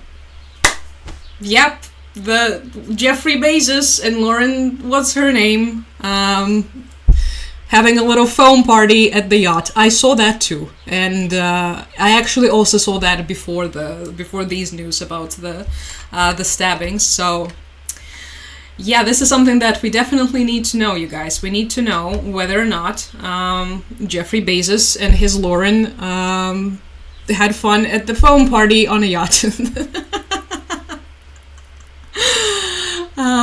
Megan says, it was bad in the UK. I don't go out anymore for fear of it. It's that bad. Jesus. My goodness. Sanchez. Yes, Lauren Sanchez. She looks like Laura Loomer. Probably the same surgeon. I don't know. But it's absolutely horrifying. Not Lauren, well, also, but differently. Jeffrey's also not very. They kind of fit each other. Anyway, the stabbing stuff, the entire. So it's like a new thing, right? That is, well, not so new apparently, but the new big thing. Let's put it this way. So something that is definitely getting traction. God, how much of a lowlife do you have to be to do something like this? And the people are protesting the Amazon dudes' weddings. I saw some of it. About, like, if you can rent all of the Venice for your wedding, then you can pay taxes. And apparently because of that, they had to change the dates or something. I'm not entirely sure about that. Everything I know about these people was fed to me against my will by the social media, mostly. Well, Jeffrey Dingbat. Jeffrey Dingbat clearly cares about himself, because, I mean, if all of these pictures that I saw about the foam party at a yacht, they were like the paparazzi pictures, right? But I think we all know that by this point in time, like, it's understandable. Everybody knows that when there are paparazzi pictures of these people, it means they hired the paparazzi to be there. So Jeffrey really wants us to know that he's having a lot of fun at his yacht, and unfortunately we now do. Nikita says, I was thinking about you not long ago. Thank you so much. I'm fine, as you can see. We're discussing horrible things, stabbings with syringes, Putin, Jeffrey Bezos. And yeah, here it's relatively calm, so don't worry. I fear for my niece. I mean, duh. It's insane, I think, for all women. Absolutely crazy stuff. Wow. How are you supposed to leave the house? In like a hazmat suit? Oh well. You guys, stay vigilant. As I like to say these days, stay safe and stay sane, because this is insane, the stuff that is happening around us, and we have to. There's no one else to protect us from this except for us. No one is coming. It's just us. Sounds like a movie line, right? But I think this is true. Okay, let me see what's going on. Well, in Ukraine, the main headline is still that strike on Dnipro that we have discussed, with some people who were killed in the attack were named. And then Trump, some corruption, politician that tried to flee the country, then came back. And so yes, Ukrainian news are all the same.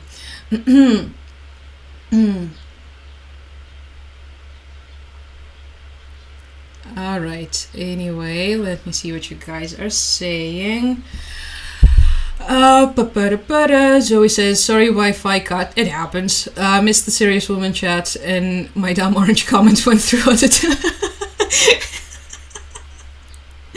It happens. It happens. I know. Well, what you gonna do, huh? This is what Wi-Fi does. It fails, and it also, according to some people, rewires our brains. And what was that entire Wi-Fi? And then it turned into the 5G conspiracy. That this is how they give us COVID, or so. I don't remember. Keep Chewy with you and you will be safe. That's one way to look at it, that's for sure.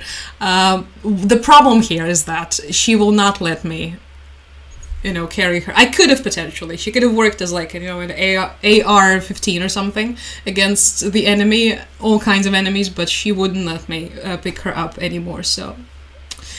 I live near Seattle. I'm kind of over Bezos. Is there a lot of him there? I am not entirely sure about Jeffrey and Seattle lore. Trump's expecting a butt kissing from NATO over ceasefire. Yeah, so with the entire NATO summit happening, I mean, we can only guess what he's expecting, but based on the stuff that he posted on drumroll, you already know it, the Truth Social, he posted, this is probably what he expects. So what he posted was this message from the Secretary General of NATO, Mark Rutte, and it was not pleasant at all. We're not going to read all of it, but it was just this big pile of flattery, pretty much. Where was it? There's so many posts again. There you go. Okay, we're gonna read some of it. Mr. President, dear Donald, this is the main NATO guy, right? The director, Secretary General of NATO. Congratulations and thank you for your decisive action in Iran. That was truly extraordinary and something no one else dared to do. It makes us all safer. You're flying into another big success in The Hague this evening. When will Putin fly into another big success in The Hague, huh? That would be incredible. Anyway, it was not easy, but we've got them all signed onto 5%. So this is the claim, right? That all of the NATO members are now will be pledging 5% to the NATO spending. Donald, you have driven us to a really, really important moment for America and Europe and the world. You will achieve something no American president in decades could get done. Europe is going to pay in a big way, as they should. You're European! You butt munch, sorry. What? Okay. As they should, and it will be your win. Safe travels and see you at His Majesty's dinner. Mark Rutte. That's a masterclass on talking to your boss, if I've ever seen one. Also, I've noticed how strategically he's using caps lock here. This is something that I think these people, they have to pick up on caps lock, because as you know, Trump is the master caps lock. So if you want to communicate to him, you just have to also use it, because otherwise he's probably not just going to read your message. So yeah, you also have to use all of these beautiful words such as extraordinary and what a big success, like Borat. Yeah, that was just sad to see. But anyway, so that was the based on the fact that he posted this, I imagine this is the type of treatment that he expects from the rest of the NATO people. I know. That's where the okay, so the Amazon headquarters are in Seattle. Okay, now I know. You live, you learn. I had no idea. A lot of hugs for you. Jak tam sprawa? Sprawy bardzo dobrze. Thank you for asking. Everything is good. Everything's great. The dogs are doing fine. And also, I'm trying to go live more often these days because I have to discuss this stuff with someone, you guys. I don't really have anyone else to discuss this with. So. Who else? Who else can I discuss this, whatever this is, with? That was so embarrassing to hear. I hoped it was a parody. No, it wasn't. It was a real message. It was a real message from the real NATO chief to his boss, Mr. Extraordinary Big Success.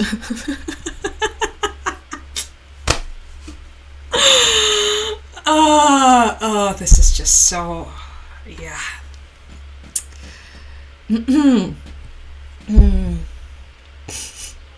Now that the BBC covered, including the exclamation marks. Yeah, well, we laugh because if we don't, we would cry. That's my life motto most of the days. Not a fan of Rutte. He used to be normal, well, more or less normal, I think, before he got the job, and then something, it's like they rewired his brain with the 5G Wi-Fi waves and spy pigeons or something. Thank you for watching, Kathy.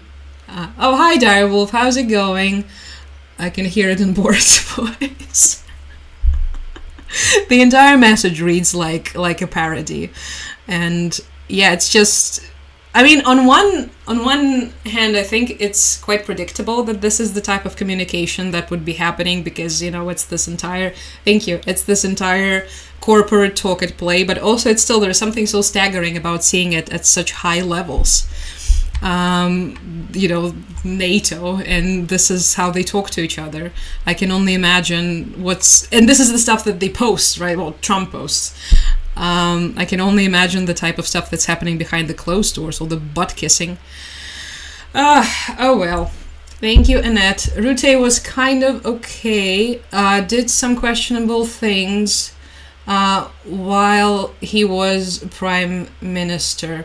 I unfortunately do not know much about his time as Prime Minister. Just only like some random things. Of course, I imagine you guys would know his reputation much better, because unfortunately that's the problem with being a foreigner. Most of the information that we know about the foreign politicians is regarding, us, right? So usually it's the foreign policy matters, is the comments that they have given on, like in my case, the situation in Ukraine. So all of that. And because of that, the domestic issues tend to fly under the radar because you just don't really know. And it works both ways. I know that's the case with Zelensky, for instance. everybody knows his like foreign policy work, him flying around, asking for guns, and but no one really knows that much about the ins and outs of our domestic stuff, because it makes sense, right? It's something that matters to us more than it does to the people on the international stage. So, yeah. Oh, he's so tiny. That's just me looking at the image of Zelensky with Rute. Just teeny tiny Zelensky. Anyway, it's nauseating to think of him in a meeting. Yeah, that's something that all of these people will have to go through again. I think probably to many of them, when he was elected, this was like the moment of, we have to call him all these, we have to compliment him again. We have to call him the most beautiful, glorious leader again. Not this again. Anyway, how is Ukraine doing? Not good, Claudia. Unfortunately, we've already discussed the most devastating thing that has happened today. So the strike on Dnipro, which there were conflicting reports, either 16 or 17 lives, and 170 people were injured. So this was today's news. But yeah, and just the the war, the continuing Russian advancement, the problems with everything, lack of reforms, because it's really hard to do the reforms when you are at existential war, I guess. So yeah, all of the old problems. Thank you. Hello, and Kai, did I pronounce correctly? Hello, Kaspars, how's it going? Heroям Slava. If you guys have any questions, because as you can see, I keep going on unrelated rants. If there's anything that you would like to know, anything about, Ukraine situation or something else, more quotes from Truth Social, I doubt it. But anyway, you let me know.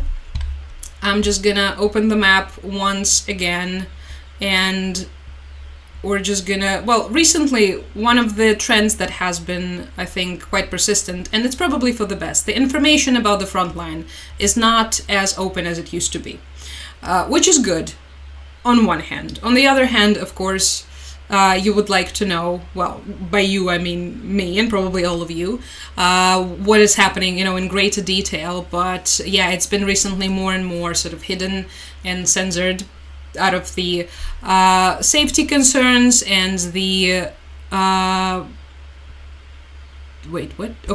and the entire military censorship situation, which makes sense considering that we have the martial law and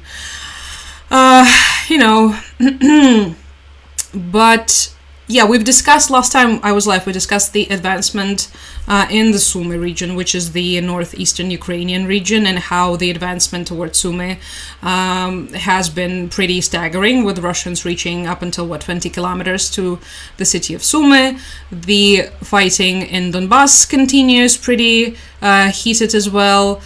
Not pretty. And in the Kharkiv region, there's also been some advancements, but also it's not really covered as much. Not as many details as I perhaps would like to see on the matter. So, but let's see. For instance, let me type in, I'm just looking at the deep state map on my laptop, which I'm showing on my YouTube channel. If you're not there, you can go. What am I doing? Okay, I have Japanese. No, let me switch. Pokrovsk, for instance, let me see. So that's the situation in Pokrovsk. This was one of the most heated, still is the most heated perhaps, locations in Donbass that Russians have been trying to take over for a very long time now. And if you click, again, one of the best things about this map is that you can click, for instance, any random date, say June 1st, right? And you can see what the situation was like before June 1st, and then you can click on today, and you can see all of the Russian advancements in the area, and you can also see the directions in which they're moving. Once again, it's an attempt to cut off the logistics, so to get the roads, the access to the roads, and then potentially try and encircle you can see, right, how it's going. It's all the same. The encirclements attempts and this gradual advancements. Anyway, I was just ranting while you guys were hopefully asking me questions. Thank you, Helen. Love from Texas, love from Ukraine. Which teacup do you have today? Okay, one more time, everybody. This is the cup. I know it's not everyone's favorite, but I love it dearly. It has all of these emblems, all of the symbols of different Japanese noble families from the Warring State period. So, yeah. Including, I think this is probably the most famous. Some of you might even recognize it. If we have any Japan nerds in the chat, you already know this one. It's the Tokugawa one. Okay. Let me see what you guys are saying. What do you think about the Baltic states? Will Putin attack? I hope not. I hope not. One good thing that I'm constantly seeing whenever there are any news about the Baltic states, so Latvia, Lithuania, and Estonia, to those of you who might not know what the Baltic states are, I'm just going to open some map to give everyone an idea. Whenever you guys are in the news, it's always about how you are reinforcing your defenses, which is incredible, which is the best thing you can do. It's about all of these additional fortifications. It's about the mines. It's about reinforcing the border. It's about more troops arriving. It's about the NATO troops patrolling the border, here and there. So I think that's definitely a good sign compared to where we were in 2022, when, remember, we all collectively learned that apparently the NATO strategy regarding the Baltic states at that time was, according to Kaja Kallas, to let the Russians invade and then to liberate the Baltics in 180 days. That strategy was scratched, thank Lord Jesus Christ, because just imagine the horror if that were to be the case. So there's clearly some other strategy. What I don't like to see, however, at the same time, is all of these attempts at destabilizing the situation from within, and I think you know it much better than I do, with all of these pro-Russian politicians becoming louder than they were before. I mean, it's like they went a little quieter, at least from my perspective, of someone who's observing from the outside, that they were quieter. But recently it's like they've been unleashed with all of the screeching, crying about the Russian language discrimination, like in Latvia in particular. There was this one, the crazy one, that was yelling at the parliament. I'm not sure what his name was. Now that's, obviously, that's definitely not a good sign. I don't think this is something that could be used to destabilize the situation, to the extent of like some sort of coup or whatever. Obviously, we're not talking that. But considering some of the statements, wait, do I have it open? Flying around. So Mr. Donald Trump was one of the people who said that. And thank you, Annette. And also some former NATO person, this guy, Rob Bauer, the former head of some defense NATO committee, whatever. This is very weird. Trump said that the definition of the fifth article is basically blurred, right? NATO Article 5, the activation of which, as we previously thought, means that all of the members of the alliance are supposed to be, protecting the others in case of the attack. Trump said that there are many definitions of the Article 5. On Truth Social, sorry, I don't think we need to read this out loud. We've had probably our daily dosage of Trump. But the gist of it was that, you can approach it from different sides. Maybe it shouldn't necessarily be activated if there is, a certain type of attack. And it came immediately after the statement from this former NATO head of the NATO Defense Committee, who said that NATO might not respond to a small Russian invasion into any of the alliance states, which is, what's the point then? Sorry. That was so extremely weird and so extremely irresponsible to say stuff like this. And he was analyzing specifically the possible scenario of Russia attacking Estonia, right? And he said that, the reaction of the alliance depends on the scale of the attack, and if the attack is small, then, they might not react with the any sort of warfare, but instead they will hold consultations. You will hold okay. Thank you so much. It sounds like, sending thoughts and prayers. What do you mean you will have consultations? And at first I didn't really, I didn't think it means anything because he's a former official. But then Trump says the same thing about Article 5. And you're like, what are we trying to achieve here exactly? Excuse me. Before that, of course, there were... Sorry, I will wrap up the rant in a couple minutes, but I just have a lot to say about the Baltic. Before that, there were all of these possible, scenarios flying around about how Russians could actually do a smaller scale intervention into one of the Baltic states. How they could potentially, use this excuse of the Russian speakers in the Baltics, as they did, for instance, with us, right? How they can say, all of the Russian speakers in Narva are getting oppressed. Narva is a town in Estonia that does have a large percentage of Russian speakers, and it's also, that's some weird Baltics, some weird tourist websites. Ignore that. I just wanted to show you, this is where Narva is, right? This is where it is on the map. It's literally, it's super close to the Russian border. So it's seen by many as this possible weak spot, as a possible spot for provocations from the Russian side. So, and this is something, interestingly enough, morbidly interesting enough, this is something that was actually considered by them in the past. I remember we were actually even learning about this in grad school, that during the Yeltsin presidency, that's the Russian president that was president before Putin, yeah, imagine that, there was a president before Putin, that when they were considering all of these possible scenarios of how to destabilize their neighboring countries in order to advance their own interest, one of the scenarios was invading Narva under this exact pretext, right? So if it's Narva, if it's in Latvia, what is it? It's Daugavpils probably, right? This is another center of the oppressed Russian speakers. And close to Lithuania, that would be in the Lithuanian area. Well, the moment someone says Lithuania, you also have to say Poland, because everyone immediately says Suwalki, right? Suwalki is the weakest spot. So if we look at these three areas, and if we look at the possibility of what minor Russian incursion or whatever, and we're talking about NATO not having any concrete response, then what is even the point of the NATO, and why would you bring up something like this at this particular time? Just extremely irresponsible at the very least. Anyway, got carried away. But the good thing is, at least no one in the Baltics, at least from what I saw when I was in Lithuania, I don't think anyone is in denial. I think everyone is understanding the situation, well, the majority of the people at least, and everyone is getting ready.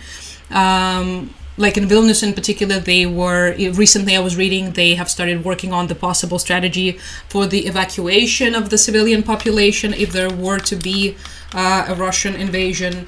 So that's good. That's realistic thinking is good. Hope for the best, prepare for the worst. That would be the end of my Baltics rant. Sorry.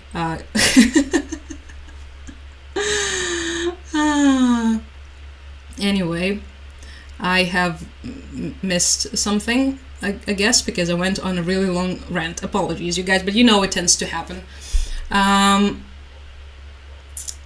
What's a fact you wish more knew about Ukraine? Well, I think my dream came true. Now, these days, more people know that we're not Russia, but at what cost? No, I think one of the things that a lot of... Oh, almost blocked you. I didn't. Sorry. One of the things that... especially regarding Crimea, for instance, a lot of people have no idea how multicultural it actually is. And that was something that I know a lot of people usually surprised when I would tell them that we had we have 147 different nationalities living in Crimea. And that, I, for instance, grew up surrounded by all these different cultures. And this is something that no one usually expects, because everyone thinks of Ukraine as this, extremely homogenous country. So probably that. I have scrolled past some of your comments. Just a second.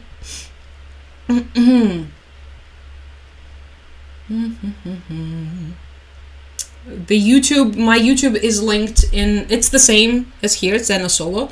It's also linked in the bio, and it's linked on Instagram and on Twitter, literally everywhere. So yeah, like and subscribe, you know. You know the drill. And yeah, we were looking at the map of the Baltics on some weird website called kidsworldtravelguide.com. The highest quality streaming content here, everybody. So, your streamer of the day. Thank you, Lucy, for complimenting the t-shirt. It has a dragon, and it's actually a very particular dragon. It's a dragon from Krakow. Smuk Krakowski. So, yeah, thank you for the t-shirt appreciation. I'm impressed by how much money a country with no money to pay bereaved parents has to influence foreign countries. Well, I mean,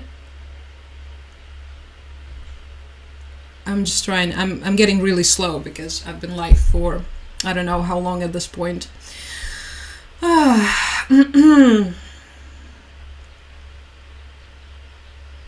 Well, I don't know. I don't think I have a comment.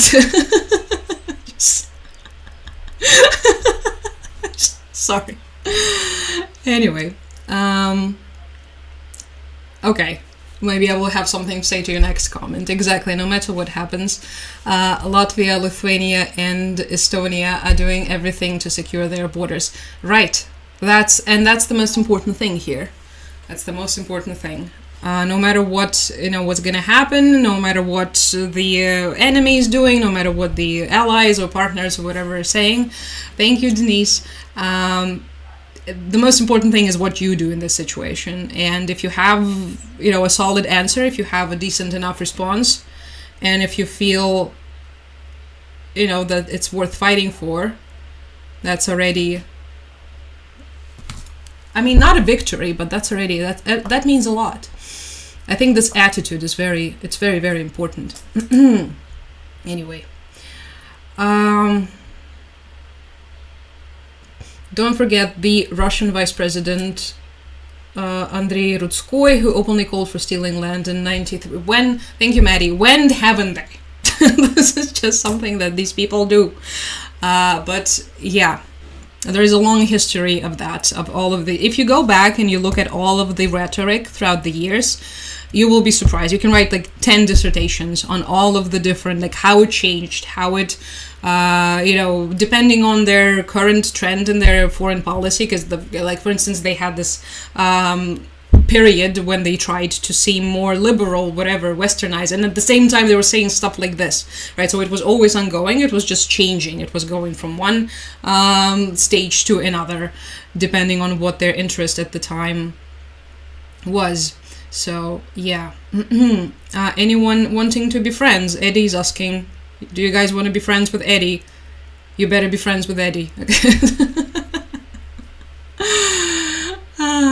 Hi, Denise. I'm doing good. We've already discussed so many horrible things, and I'm kind of starting to lose my mind. So I think I think we're gonna be live for a little longer, maybe like 20 more minutes, and then I'll probably wrap it up. But if you guys have anything else you would like to discuss, please let me know. I just went on a huge Baltics rant. I can do another rant, perhaps. I think I still have it in me for another rant. But what we have discussed so far, we have discussed Iran's situation, we have discussed the shelling of Dnipro, we have discussed various brilliant thoughts and prayers on Trump's Truth Social, we have discussed the NATO summit, and this horrible France stabbing with syringes, anti-women crime. So, yeah, that's one horrible thing After another horrible thing, I need to come up with like something fun to finish the stream with. Honest to God. Wait, did I put anything in my bookmarks? Oh my God, it's David Sachs. Why do I have him bookmarked? What did he say? The Ukraine war could have been over in 12 days too. Not even speculation. It was. Okay. There we go. We've been having wonderful, I want to say about 6 months, because David Sachs forgot that we existed and he barely posted about Ukraine. But unfortunately now he's back with his nonsense. So yeah, pushing for the fact that we should have signed the capitulation in 2022. This is what they mean by, signing the Istanbul Accords or whatever. And then he finishes this by the brilliant thought, unfortunately Biden, not Trump, was president, conveniently forgetting that the war in Ukraine began in 2014. And whenever you say that, they usually rebuke it by saying, this is when Obama was president. And they always like to forget that also there was another Trump's term in between, when something could have been done to, I don't know, maybe sanction Russia harsher or something. No, instead you spend all of this time, this drama with Zelensky trying to blackmail him. The entire impeachment situation, if you guys remember that. So, yeah, this is not fun. I promise you something fun. David Sachs is not fun. Maddie says, sorry, I missed the Baltic Red. If you're interested, it will be on YouTube, at least for some time. So yeah, you can just scroll to like, wait, which mark? Does it say which mark? No, it doesn't. Like an hour and 2 hours. For how long have we been live? 2 hours. Yeah, some around the 2 hour mark. It's gonna be. So yeah. Anyway. I would like to hear your thoughts on Belarusian prisoners. Though I would like to hear your thoughts on Belarusian prisoners. It's very good that they got released. I'm mostly interested in learning what was promised to Lukashenko in return for these prisoners, because we haven't really had, thank you Magnus, we really haven't had any concretics regarding what was given to Lukashenko. But of course it's good to see that these people have been released, knowing what we know about the Belarusian FSB and the conditions that these people are being kept in. Yeah, it's good whenever anyone is released from the Belarusian prison. Favorite Japanese media instead? What kind of media are you interested in? Do you like anime? Because I can talk about anime. And also, if you do, what kind of stuff do you like? Because based on that, maybe I can recommend things to you. Or I can tell you my favorite ones. My favorite anime is Samurai Champloo. I also love Mushishi.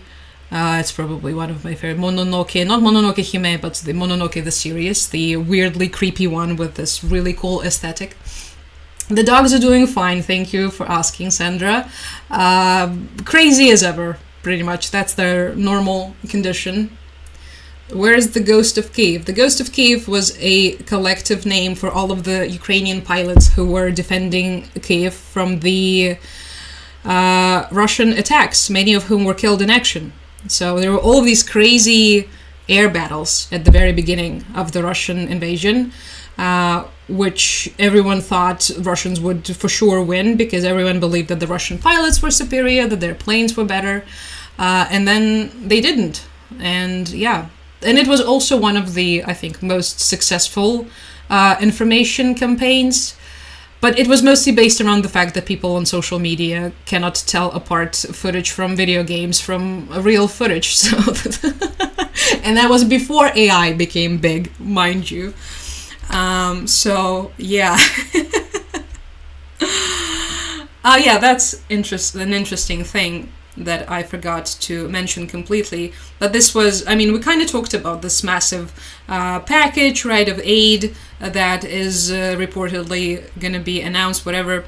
So this is where this statement from the Netherlands comes in, with their PM saying that NATO will soon unveil a major support package right? So this is the type of stuff that they're going to be focused on. You promised not to tell us about the types of stuff. Okay, drones and air defense. A new 175 million military aid package, including drones and radar systems, on top of 500 million already contributed for 600,000 UAVs. So yeah, mostly drones. Okay, that's vague enough. That's vague enough, I guess, because this has been something of a controversial thing in a sense that it's been debated whether or not this information about the aid that Ukraine is receiving, military aid in particular, should be announced at all, considering that, well, it's an open access for the enemy, right? And so this allows the Russians to plan better, to adjust to this, hi Britnik, adjust to this, whatever it is that's being sent to Ukraine.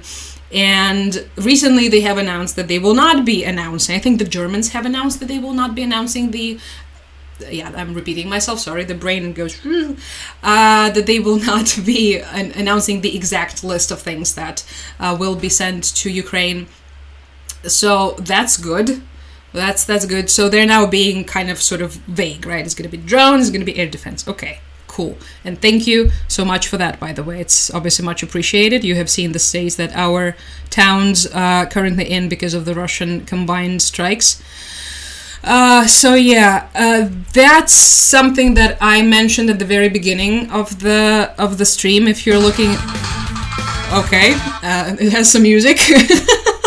Something that our forces like to add the cool music to their videos. So if you're now on YouTube, what you're seeing is the footage of that ship that was reportedly hit by our forces yesterday, somewhere off the coast of Kherson, which is southern Ukraine. I mentioned this at the beginning. I said there's only this one video that I haven't seen any other proof. And that's why I'm kind of, I'm not sure whether or not we can actually claim it as something that happened. And also, apologies. I said that it was GUR. It's actually our Navy. So, got that mixed up. Wait, can I play the music?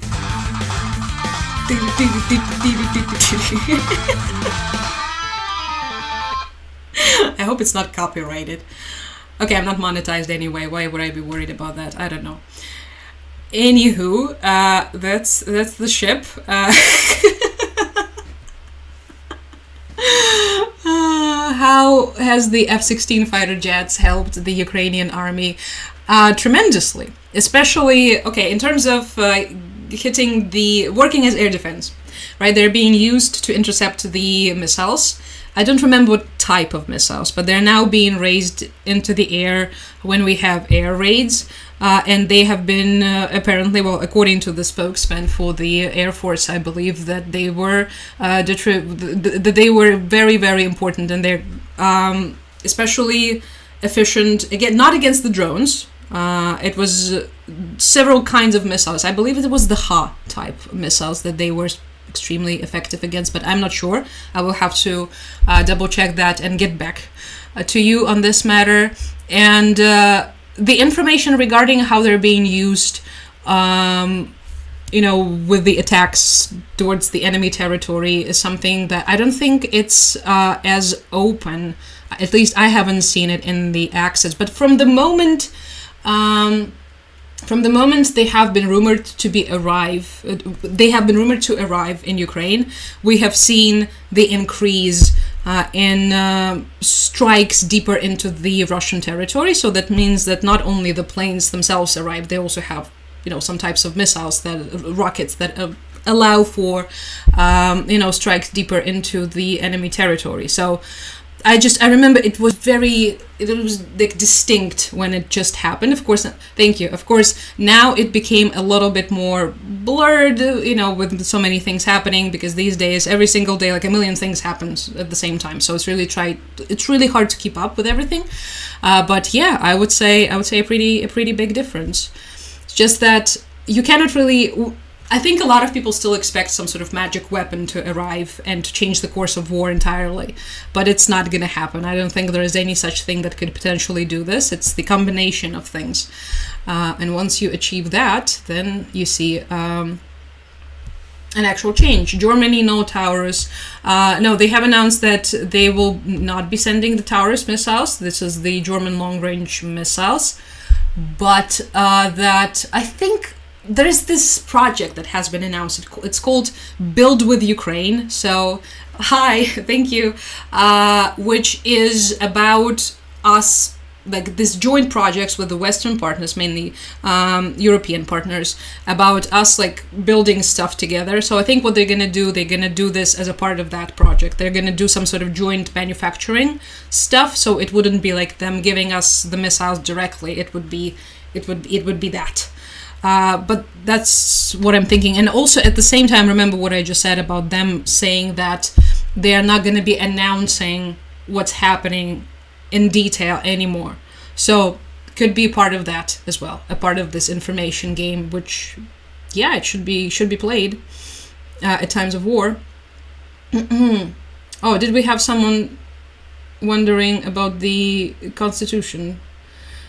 Ukraine is now a dictatorship. Okay, no, we're not. No, we're not a dictatorship.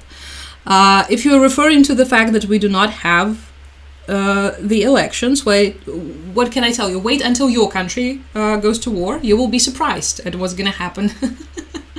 Thank you. What's going to happen in your country? Martial law and the Ukrainian constitution calls for several measures to be implemented, including the closed borders for the people who are supposed to serve in the army, and including the lack of elections. Another thing, which we have discussed in the past, why it's impossible to have elections right now, is because how are you going to have elections on the occupied territories? You can't, right? So that excludes even more people from the voting process than the occupation of the previous territories did. And second, another thing is that how do you do this with the missile strikes? How do you do the elections under constant barrages of drones? How do you gather huge crowds of people in at a school, at any place where you could vote? I don't know. You tell me. Maybe you know. If you have an instruction, please let us know. It's not something that we enjoy. It's not something that's like, yeah, let's not have any elections ever. Obviously, it's not. It was something that was forced on us by this invasion. So, oh, thank you, Josephine. That's very sweet of you. Great to see you too, Adam. Adam. Sorry, I'm telling you, the brain goes. And thank you, Milda. Did you see the documentary by Stacy Dooley about the Ukrainian guys coming over to train? No, I haven't. But I will. I think I have it. I even have it written somewhere on my list of things that I have to watch, and I keep forgetting to watch. Was it good? Great to see you too, Suzanne. How's it going? Thank you, Maddie. You're too kind. Your defense forces has done remarkably well at sea, considering Ukraine does not have a navy.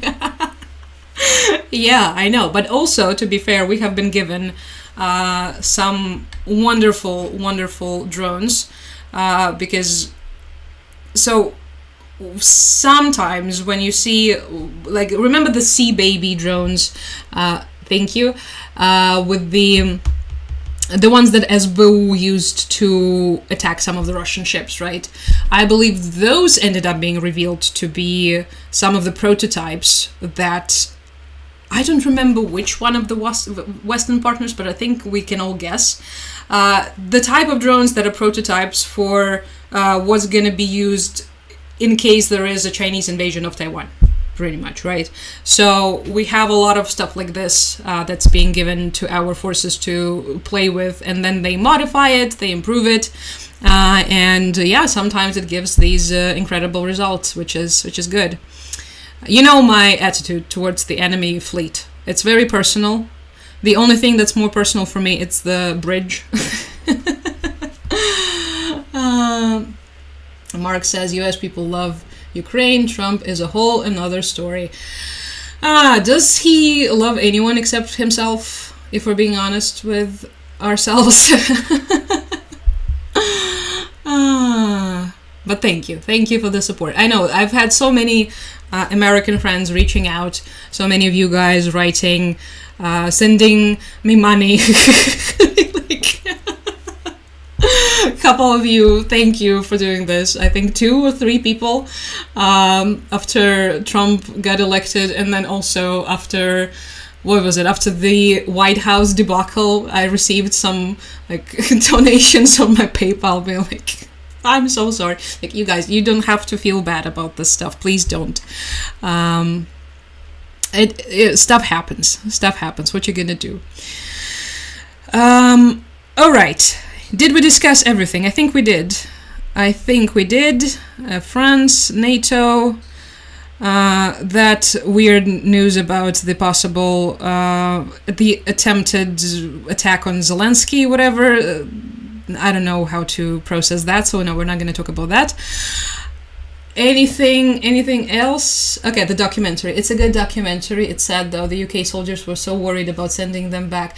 I remember reading something about this, that this is like a common thing because obviously they end up bonding with each other, right? The soldiers. And of course it's really sad when you know how high the chances are for these Ukrainian guys to be killed in action. It's tragic. I think that's one of the reasons why I probably haven't watched this documentary yet, because everything is already just heartbreaking enough. So yeah. All right, you guys, I think we did most of the questions. Thank you so much for joining in today. I really appreciate all of you. The YouTube chat is really chill and nice and quiet. But yeah, I think I will be saying my goodbyes for now. Okay, the name of the documentary, could you please tell us? Oshidot, could you please tell us the name of the documentary? Wait, they've mentioned that it was by Stacey Dooley, right? But if you could tell us the name as well.